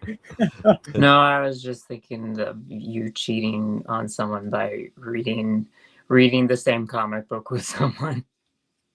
No, I wouldn't do repeat reviews on here. I wouldn't mind reviewing something from somebody else's channel if they asked me to, but like, yeah. No point in doing repeat reviews here when there's so many other stuff to read. So much. So yeah. I don't know. Are we good for Superstars now for this one? Yeah. Then we can try to just like quickly go over the next one. Yeah, very quickly. Yeah. I'll begin with my Superstar. I really like Jonathan in this episode. I did like, even though when watching I had the disconnect that I explained, I still like Jonathan's role in everything and just still being there for Clark as he always is, and being able to have those fatherly connections as Clark is exploring all this, I thought it was some really nice moments between the two, and that's what stood out to be the most. What about your all superstars? I guess I'll go next because exact same pick. I was going to say Jonathan too. What the show has done, I think, at its best so far is the moments between Clark and Jonathan and Martha, throughout the episodes. But this one really stood out because not only is Clark trying to find out stuff about his actual father, but his Earth father is there for him and helping him and opening up parts of his life that he hasn't dealt with in a while or explored in a while, and that can be very hard, but he knows it's important to Clark and he wants to be there for Clark. And so yeah, I thought it was really good. Yeah, fitting for Father's Day being tomorrow that this is true. That is true. Yeah, like that is, I didn't even think about that. Happy Father's Day, Jonathan. You were almost named Gene. Yeah, I thought that was cool. Do you guys know any of the names that your parents were alternatively thinking of? Mine was Jackson. My mom wanted to name me Jackson Michael or Mitchell, one of those. I like that name. But then that was like really popular boy name at the time, and she wanted to do, she wanted to do something different than it. So, which is fine. I like my name. That's not me saying I don't like my name. Yeah. I don't know. There's one thing I do know, but I don't want to necessarily say it to everybody. I'll tell you all afterwards. Okay. Is it Perry? Yes. How'd you know? No. I had a memory. I touched this microphone. I can tell you all backwards, but or I can tell you all. Tell us in the back rooms. Oh no. Back in the back. Oh my gosh. There's like some multiplayer backrooms game I was playing earlier in the week, and no. I'm such a little B word when it comes to scary games. I was not having it. I was hiding by myself at the time, and everybody else was dead watching me. They're like, Spencer, are you gonna do anything to just hide in here? That's how you survive. That's how you survive in life. Hiding. Exactly. I know they're like, all right, Spencer, just go out the room and just it's okay. That's funny. And then I'm like, it's just terrifying. Anyway, I don't do horror games, and then it doesn't help when it's certain things are really or attached to horror. I'm really conflicted that the biggest Alien game out there is a big Alien horror game, and they're now doing a sequel. It got in a trailer a couple weeks ago. That looks amazing, but it's it's also a horror game. You need to understand Alien? Yeah, Alien, yeah. Mm. I love those movies, and yeah. Anyway, that's a whole other side topic. That let's get it. Well, who's your superstar for this episode, Ian? I forgot to pick one, and I can't pick Clark's white shirt because it didn't appear. Lionel's hair appeared some. Lionel's hair did appear. I don't know. Lionel had. It's interesting that he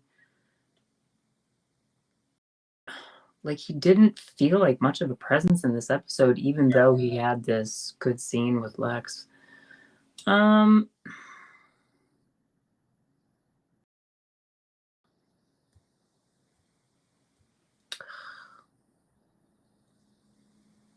I will say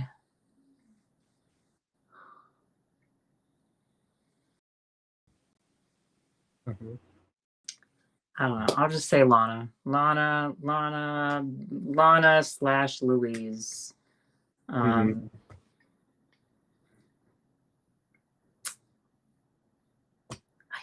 I guess that. I'm sorry. No, I don't even really have. Both are good. I mean, she looked great. I feel like they could have done. Great I as think Louise, they could have done more, because I do think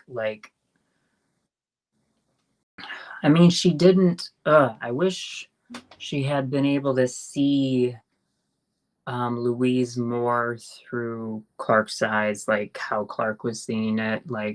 Not the horrible tragic murder thing, But like seeing like the dreams, and determination that Louise had, to be something more, because like Lana's like struggled in the past with that, like getting out of that shadow of who she was as a child, what she lost, and that grief. And it even came back. Perry used it against her in the last episode. So I don't know. You can always root for Lana if you're in a pinch. When in doubt, pick Lana. Except the next episode. Yeah. Okay. Okay. Yeah, but outside of that, always rooting for her. Outside. And that's a triple feature. So that's it. That's Bye-bye. Wow, that really flew by. Okay. Question: would you all ride this ride? No. I was like, when the final destination is going on here. Wow. Also, we got Shaggy in the band. I don't know. I said that in our chat, and yeah, I thought you meant Shaggy like Scooby Doo. Yeah, but it's. I mean, yeah, that was a reference because does he not look kind of like Shaggy, especially in the other shot? Bit. Like in the next shot, like when you get to actually. Yeah, he does. It looked like Shaggy. Wait, was that Winnie the Pooh? Go back. No, hold on. Copyright. Yeah. To me, like that looked like. I could see that. It's kind of like a Walmart Matthew Lillard there, Timu. Oh, sorry, Timu. Timu Matthew Lillard there, and he has a great. I can see it. Yeah. Yeah. I just looked at that. And I was just like, best part of the episode right here is that this guy looks like a wannabe Matthew Lillard. It's Shaggy. Shaggy's part of a band. I did like the band, so. Yeah. And there's. Oh, it's not. Oh, and you want to talk about hair? That big buff guy that was chasing after was Seth Kid. He had quite the haircut. That I think Spencer said he was going to get. It was long and. Yeah. See, she's wearing like a blue blazer of some sort. It does look like the same blazer. Yeah. See, I heard Spencer was going to get. Oh, that is the same one. You're right, because it has the ripples. Yeah. Kristen must have really liked that. Yeah, obviously. Or they were doing things like where they were filming the episodes, like going back and forth between scenes. So. Also, when she picked up the snow globe and was like, "Oh, they put Kryptonian meteorite in there," I was like, and this new kid, I was like, "Are they gonna like throw that at him?" And it like gets. I was like, that just seems kind of silly to get powers that way.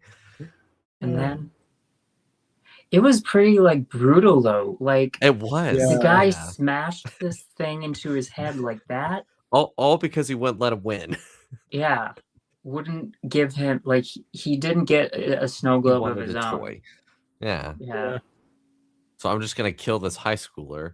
I feel like I don't know. I feel like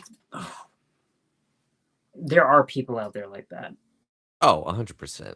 So it was like realistic, but like also who would be looking at someone like just trying to, impress a girl. Exactly. And be mad at that, Mm-hmm.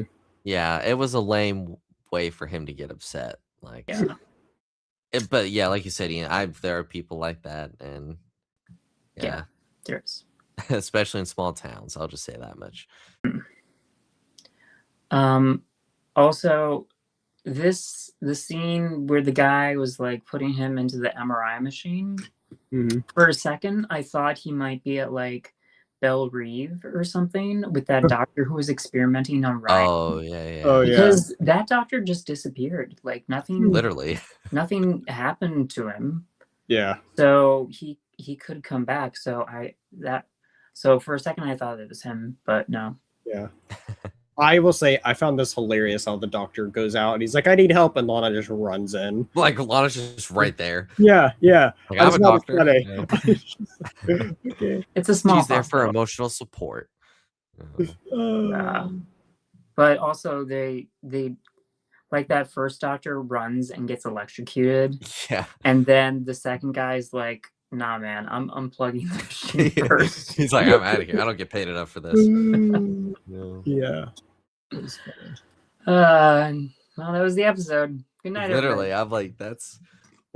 I will say there's just not much to say. I just.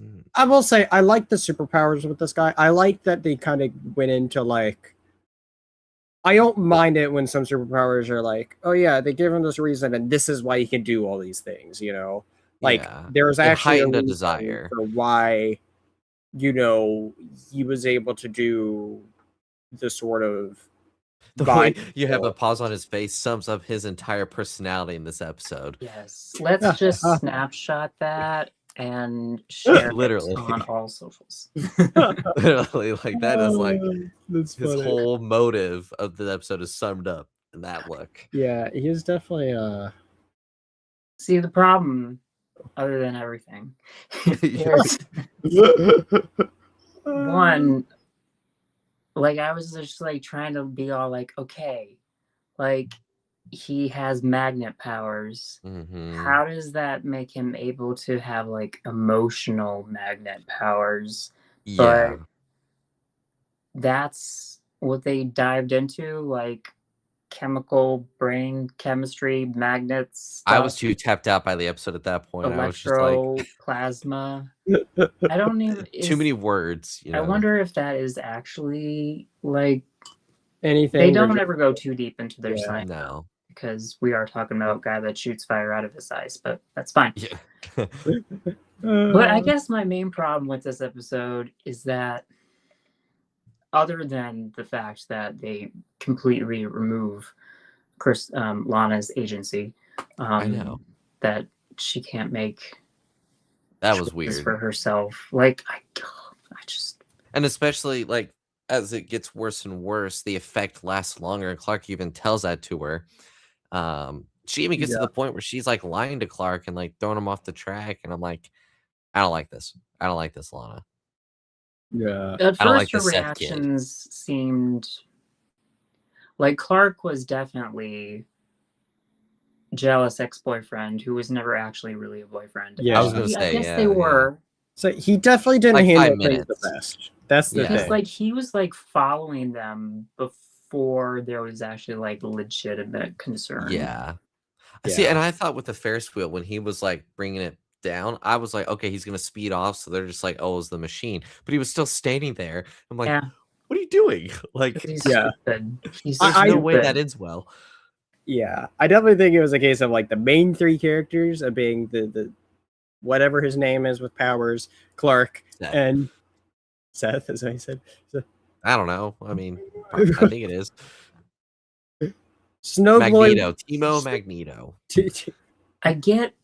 See, I like some of the ideas that like Clark seeing her with someone else, and like that kind of pain. Yeah. But I love that Jonathan straight out told him, you can't have it both ways. Exactly. You either have to be with her or accept that she can make her own damn choices. Yeah.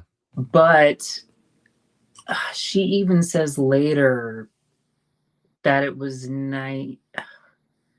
Okay.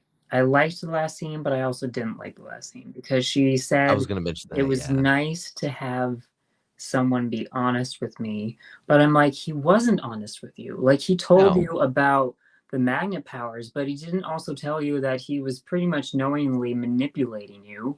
Yeah. And she was like, it was just nice to have someone feel the same way about you that you do about them. But it's like, but you didn't. It was all fake. It was fake. I know. That was what got me. She even told Clark, like, you know, someday the right person's going to come along and I'm going to go with them. And I'm like, okay, that part makes sense. But yeah, your first part, that's not valid at all. I mean, it kind of reminded me a little bit of like Obsession, where a little bit different though, because it was like he has to keep redoing the spell that he has her under, essentially the power manipulation. But like, is this the back and yes, yeah, it's a horror movie that came out. I haven't seen it. I hear it's really good, but it's really good. But even the scene where like Lana's like, I can't go out with you, and then he touches her, and then she turns into the, oh, I'd like to go out with you. Like that part is what it is, but not the quality is not the same. But yeah, it was an interesting idea, and I think it worked early on, but I just got kind of bored with it because it like there wasn't like a threat with this Freak of the Week or like there was outside of the part with Lana. It was kind of like it had run its course like halfway through the episode, and I was like, yeah.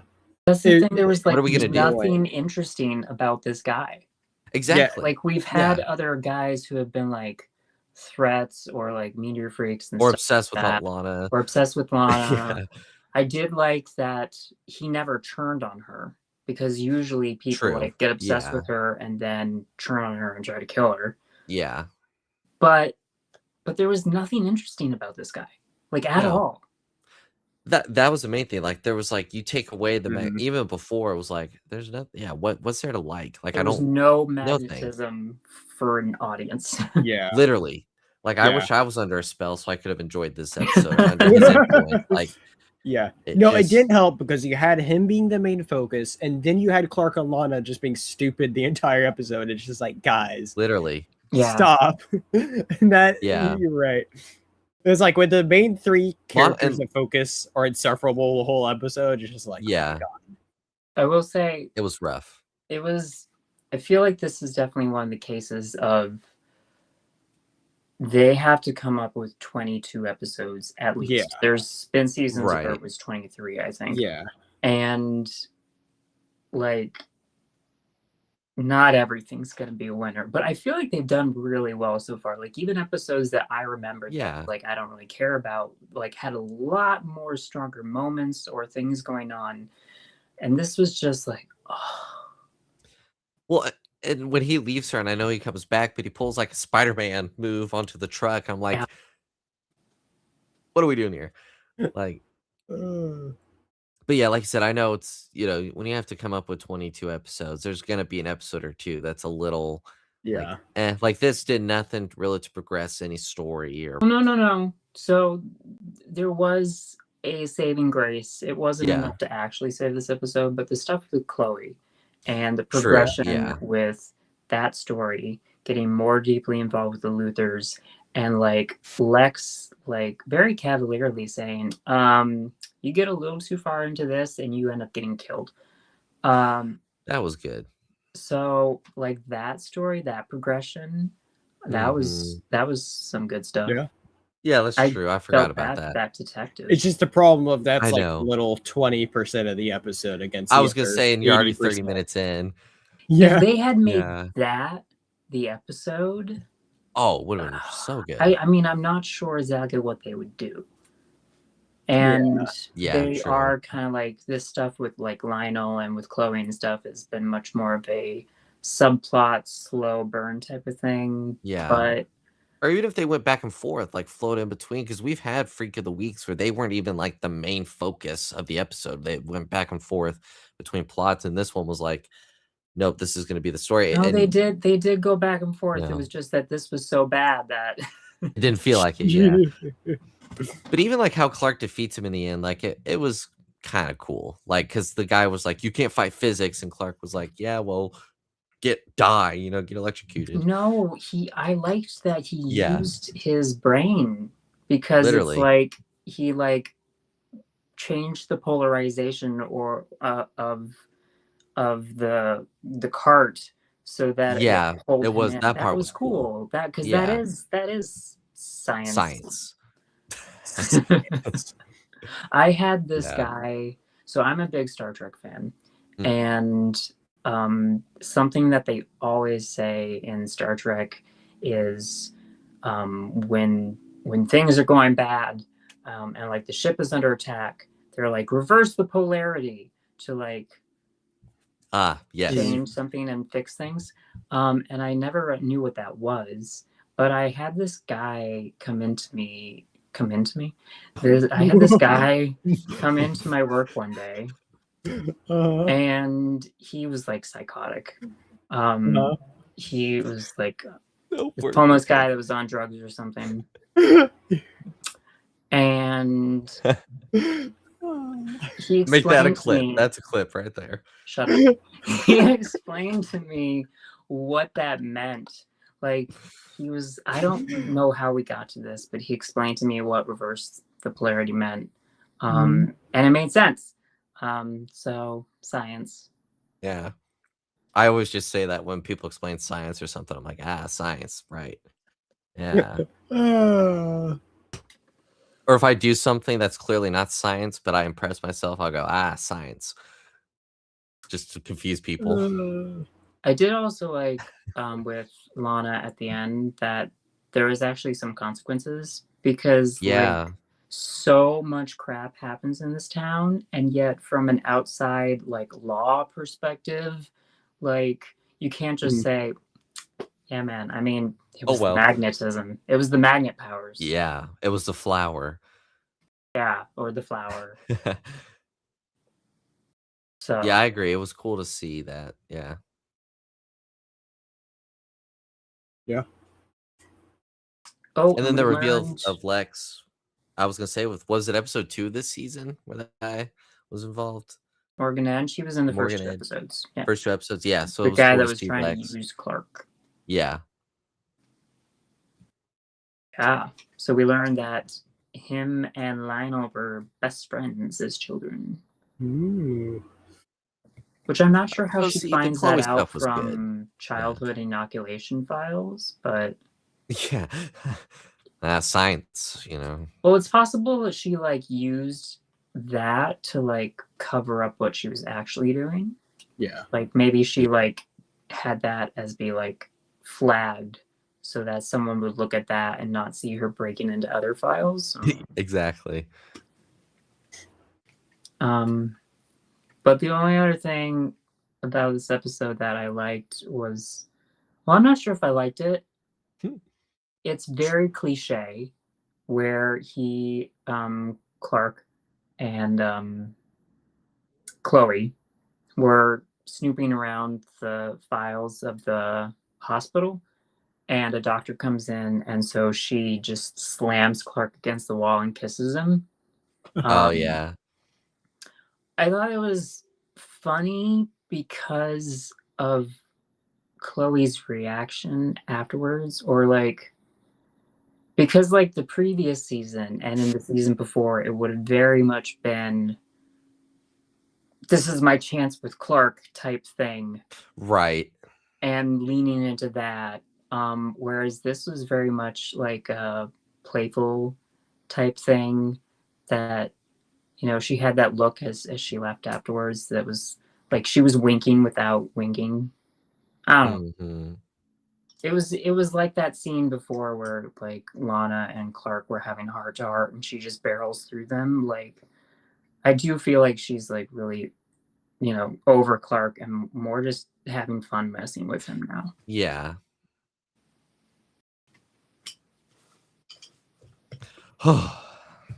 End credits. End credits.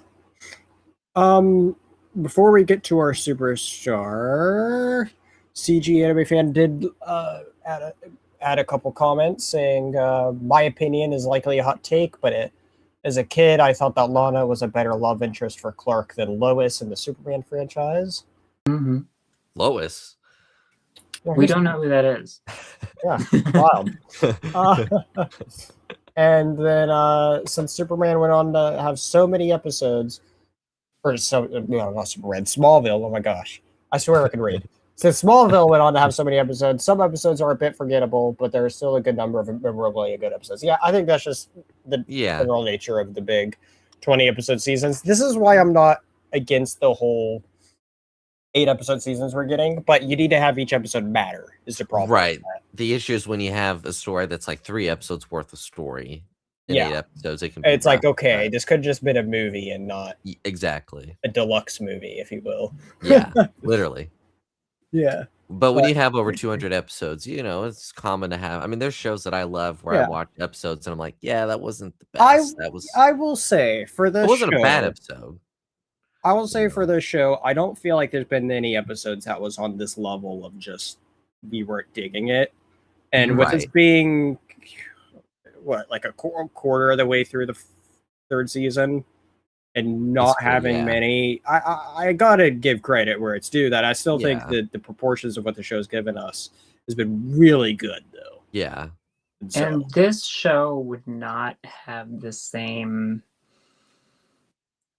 weight, especially emotional weight, and meaningfulness with the characters that it has had without the amount of episodes that it's had. You know, that is the strength of this kind of show, and I think it's something that some shows lack. I think I agree. You get to really have time invested with the characters. You know, you feel like you know them. You know, I think it's kind of a show on by show basis of if it really works or not. The show would be so different if it was made today, and just be what would it even be? I think know.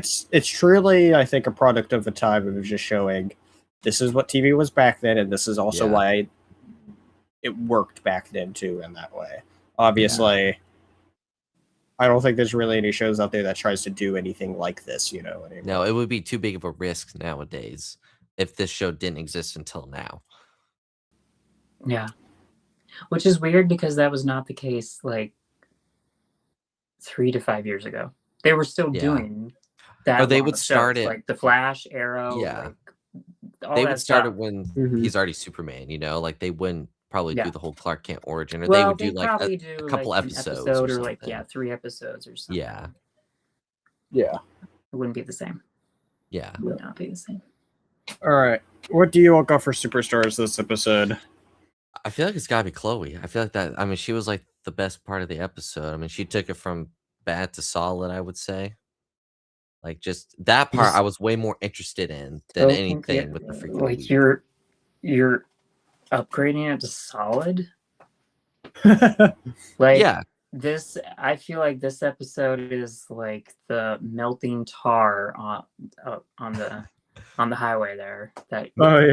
That's fair. You know, maybe later in the show I'll look back and go, I was too high on that. But I think too, I like that we're seeing Chloe, like we've talked about, not just be all head over heels over Clark. We're getting, because that was really what the first 2 seasons were. Not the first. Just her. Huh? Not the first season. Not the first, but really the second season. Yeah. And so to have her move on from that and be her own character and see her not afraid to approach Lex and confront him on this stuff was just nice to see. And like I said, compared to the other parts of the episode. Sure. Yeah. Who do you got in?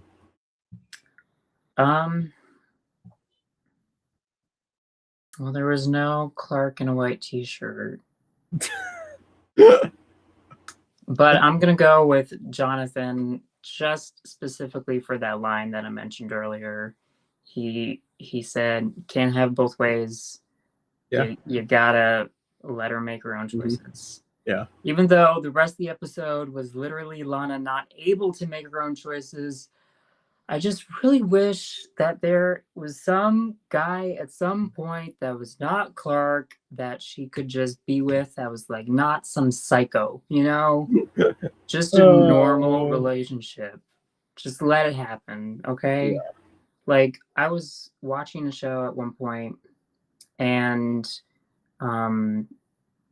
like, you know, people saying, you're like torturing us with the characters and everything, and the writers were all like, well, we have to, it's a TV show. Like, if the characters are all just happy and everything, you wouldn't want to watch that, would you? And I'm like, I would. I just want all my characters to be happy and in love and just safe and nothing bad ever happens. I would watch hours of that. Where was it? No, you explained that Jonathan was your superstar. Jonathan. Yep, there we go. You were explaining how much you loved this episode. Yeah, also that. Are you manipulating my thoughts with your magnet powers? Yeah. Even the way he used his magnet powers to be all like, I know, it was weird. He would go like, hey. Whoa. It would have been cool to see if he could do that with other people as well. But maybe it did have to be like, this is another thing where it's like Brainiac, you know, like Brainiac is like coding your powers to what you want. Yeah. Brainiac's behind it all. I'm ready for his big reveal. You know, in the season 10 finale. So. Like, but it'll be teased like Darth Plagueis was in the Acolyte. You'll see him for like 5 seconds, and then series over. Yeah. Okay. And it's our series finale prediction from season 3. Okay. Yeah. I can tell you whether you're right or wrong, but I will save that. Let's wait about 2 years, 2-3 years when we just hold up a little bit, you know.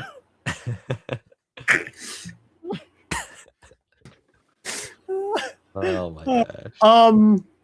Well, I had my superstar is different than your all's. And it's mainly kind of but just because of one moment in particular that stood out to me. Because I was also, you know, I was telling, you know, I was getting fed up with just how stupid the main 3 character focus was between Seth and Clark and Lana and them all on this episode, right? Mm-hmm. And you then had this moment of where Lex was trying to confront Lana when she was leaving the Talon and all that. And I was like, oh, somebody that actually isn't acting completely stupid for once that in this whole situation. And so I liked that moment there when he was trying to chase her out, or would try to catch her as she was leaving. That's what I mean. But so, you know, Lex was using common sense. Yeah. Lex is mine because I like that. There's a moment with the main plot that you had somebody that wasn't being dumb, and it was him. And so, why was he there? He just shows up at the moment that she's emptying the register. Just for reasons. I don't know. Listen, I don't know about that. You say he's not stupid, but he watches her take all the money out of the register, right? Mm-hmm. And then she leaves, and he goes back into the Talon with Clark, and he goes to the register, and he opens it, and she's like, she took all the money. Yeah. Like, you didn't just see her just do that. I think the point there is that you just try to show Clark and be like, look, she took all the money. Yeah. There's proof that your love is a bad person now. No. I mean, Lex knew there's something going on, I think, as well, but he's not dumb most of the time. But anyway, that's mine. Okay. I did for the most part like Lex on this episode. That's cool though that we all chose different people. Yeah. Who did I choose? Jonathan, right? Jonathan.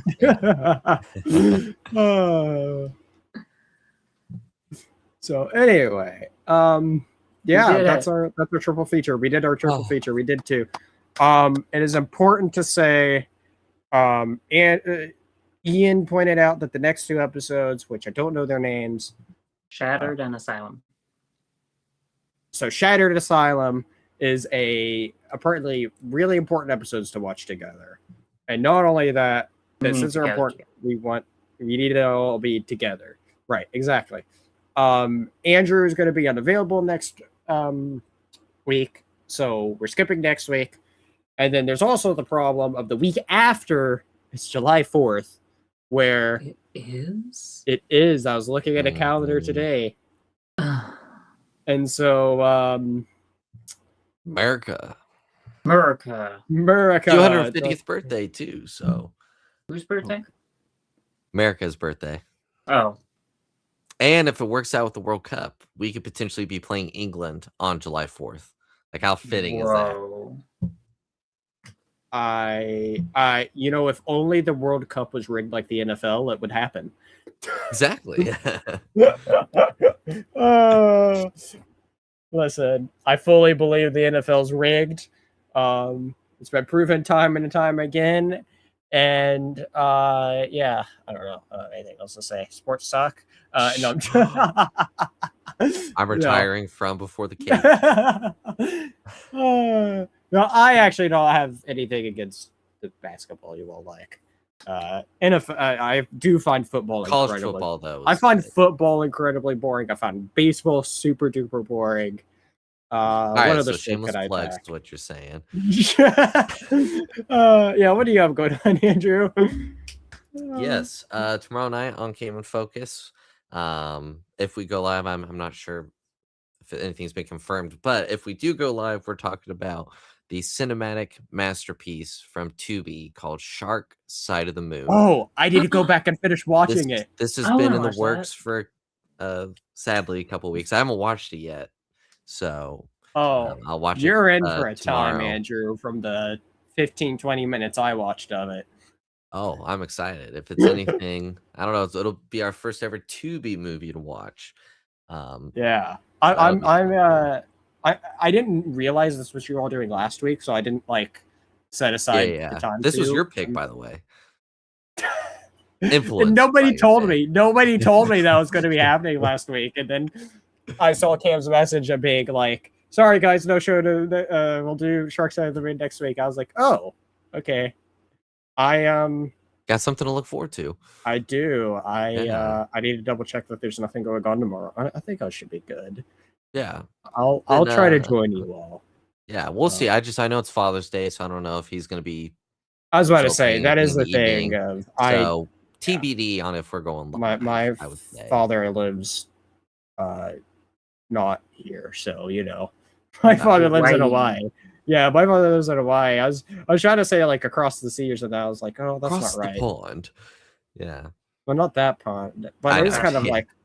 Yeah. But I do wonder, like, how much is the difference of like from like, say New York to England or to UK to like California, like LA to Hawaii? Like, it can't be that much more. I don't think it's LA from Hawaii. See, like, I don't feel like I feel like that's kind of not true. It's gotta be relatively close. Actually, it's really far. I did know. So we mean like in comparison. Yeah, like the distances of. It is 2,550 miles away, Los Angeles from the Hawaiian Islands. Okay, that's a long ways. Yeah. So then, what's New York to like London, or would that be? How far away is New York City from London? It is. Okay. New York is located approximately 3,470 miles. So like 1,000 more. Okay. So like traveling. If you're flying, that's not too much. Yeah, like we were in like one of those bigger planes. That's only a couple more hours, probably. Yeah. It's not like flew to Iceland recently, and like we're in the smack dab in the middle of the country, and it only took them 6 hours to get there. Yeah. Planes go fast, man. Yeah. They do. They go zoom. But anyway, then Monday night on Feast of Phantoms, we're continuing our Spider Noir review. We're on to episode 4. So excited for that. It's good. The first 3 episodes were because I'm watching weekly. Like they're all out, but I'm watching weekly, so I've only seen the first 3, and they're pretty good. So yeah, how many are there? Is it 6 or 8? 8. But they dropped them all at once. But I prefer watching weekly. Yeah, and that's just me. And then Thursday night on the Cantina Happy Hour, we are finishing off Clone Wars season 4 with the final 2 episodes. I think it's the final 2 episodes we're doing. Brothers. Oh, those cool. Yeah, so good stuff. Yeah, it's like Clone Wars is really getting into like peak like season 5. I think particularly Clone Wars really picked up its stride with midway through season 3. I don't remember if Mortis or Maul's Return was first, but whichever of those was, I think when Clone Wars really like jumped up the quality level. Not saying that was before as bad. I still enjoyed it. Right. I know what you Episode 15. So yeah, I don't like season 4. I'm just gonna say it. Wow. Yeah. Wow. That's a hot take. Yeah. That is because I remember season 4, but I like some stuff, but a lot of it I don't. Which maybe it's the beginning of season 3. I like the water war. No, that was season 4. It started off season 4. I hated it. See, I like those. I thought those were good. Why can you have a lightsaber underwater and it does not make the water boil. Like, Science. I don't know. There's fire in the Acolyte. Some things you just don't question. Fire in space in the Acolyte. You just don't question it. There's fire in space in all of the Star Wars movies. No, but this is different. It's like, it's not because of a spaceship or something. I remember like the shark guy in that Mon Calamari. I did like the shark guy. The shark guy was cool. We need more shark guys like that. Shark guy and lava woman. Talk about an obscure reference there. All right. Anyway, thank you all. His name's Bruce. Exactly. His name is Bruce. Bruce. Reference to... like Perry. No. So earlier today, we were recording the next 2 episodes for our Batman The Long Halloween comic dub, which, if I get it edited in time, which means I have tonight / the morning tomorrow for Batman The Long Halloween issue 9, which is Father's Day.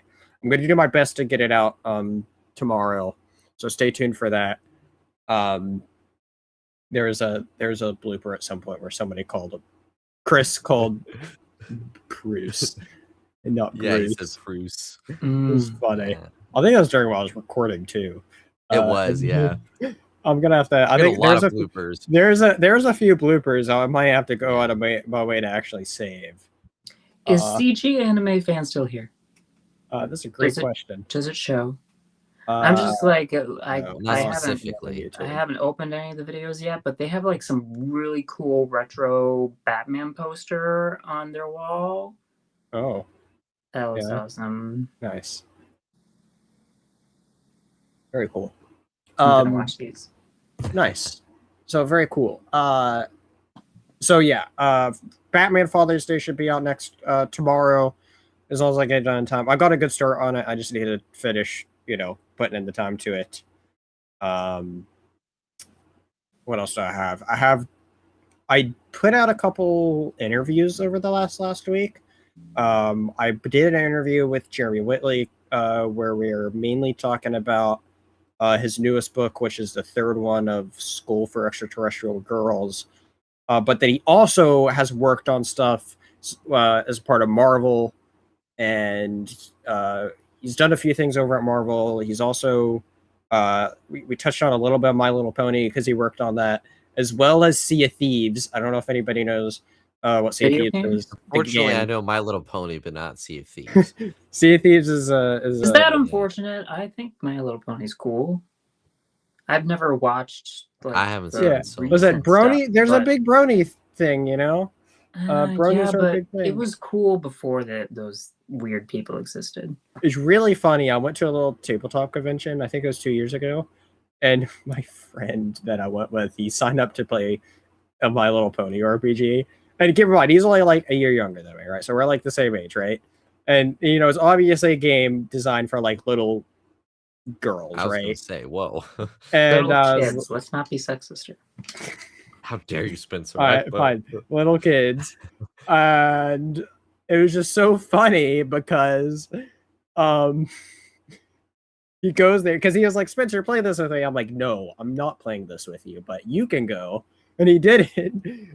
And he tells me afterwards, he was like, yeah, everybody there was like Brodies, and they were just talking about My Little Pony the entire time. So I would have played the game with him because I'm a good friend. Yeah. Some shade of me, huh? Okay. Roasted. And CG Anime Fan says he likes My Little Pony. See, I really liked it as a kid. I always really liked things that I've never watched. So magic. Yeah. I watched some of the old cartoons growing up, but like briefly. And like Care Bears, that's kind of similar. Oh, Care Bears. Care Bears, yeah. See, I really just want to have some sort of emblem on my stomach that I can shoot beams of magic light from. Yes, that is what I do. Isn't that also Steven Universe design? Isn't it also like in the stomach that you shoot stuff from?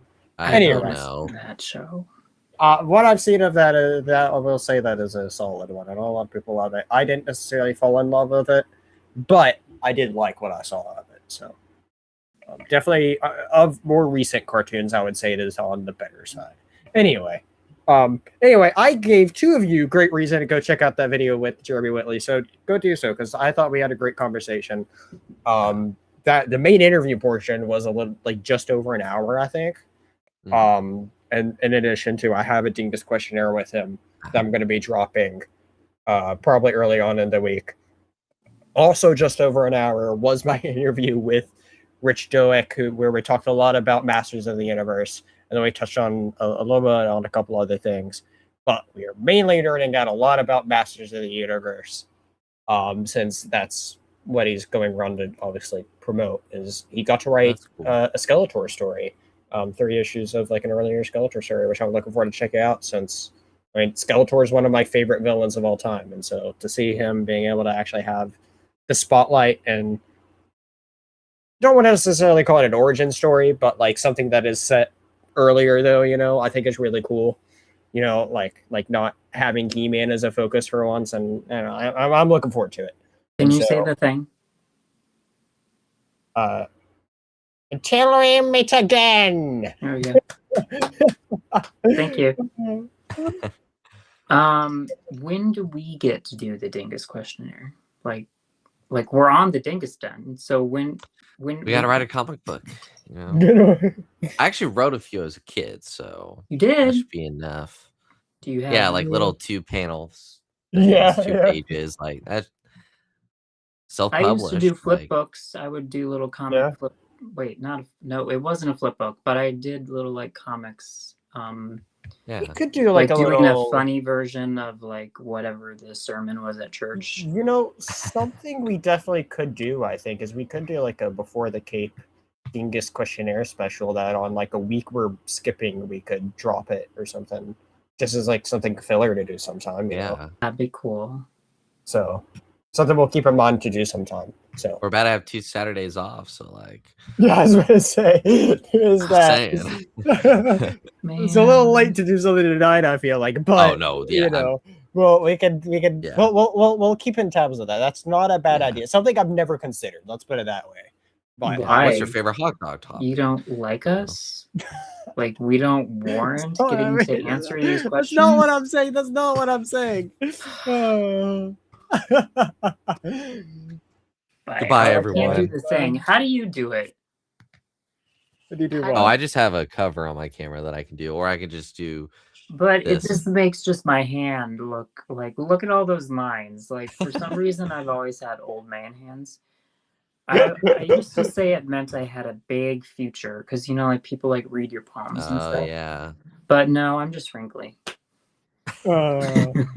Anyway. Check out the interview with Rich Doick and the Dingus questionnaire that we did, that I did with him. I think those might be the only. Do it. Those might be the only 3 videos I have. I'm really bad about sitting on some videos, but I'm pretty sure that's all I have that I need to put out. What about our brand new day? Did you mention that? Didn't you guys release that already? Yes, that you didn't mention. Yeah.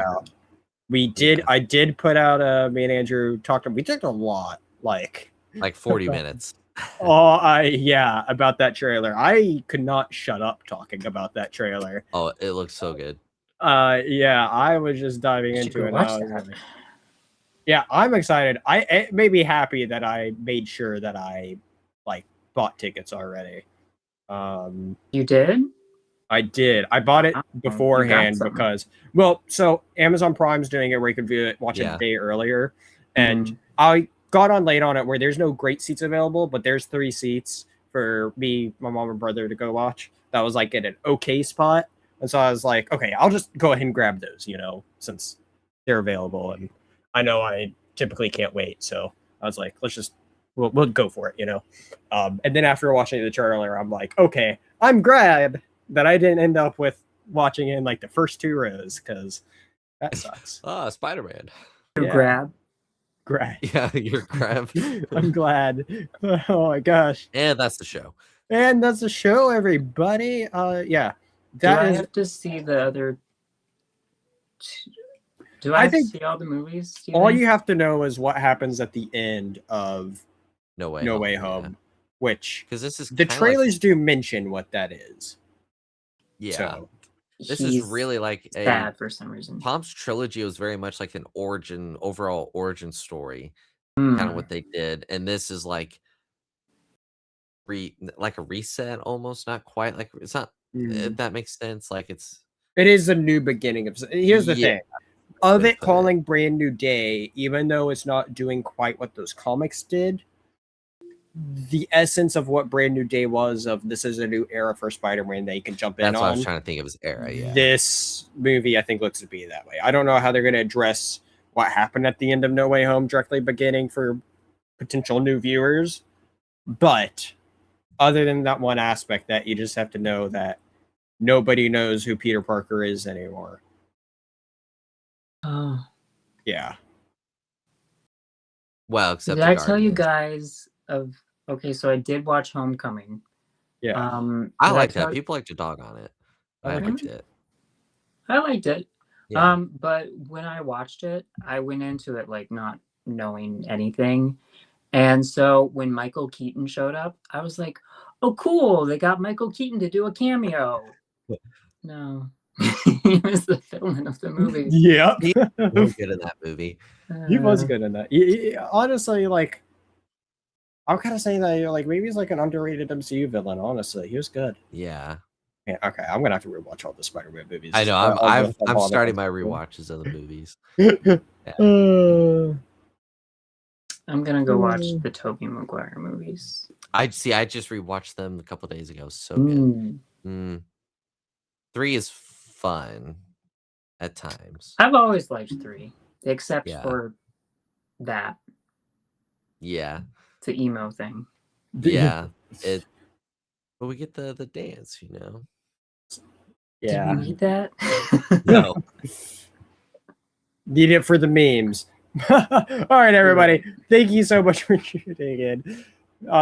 Yeah. Thank you, everybody. Thank you, CG Anime Fan, for being here. Thank you, everybody that watches on the replay. We'll see you next time here in the Dingus Den. Ladies, everybody.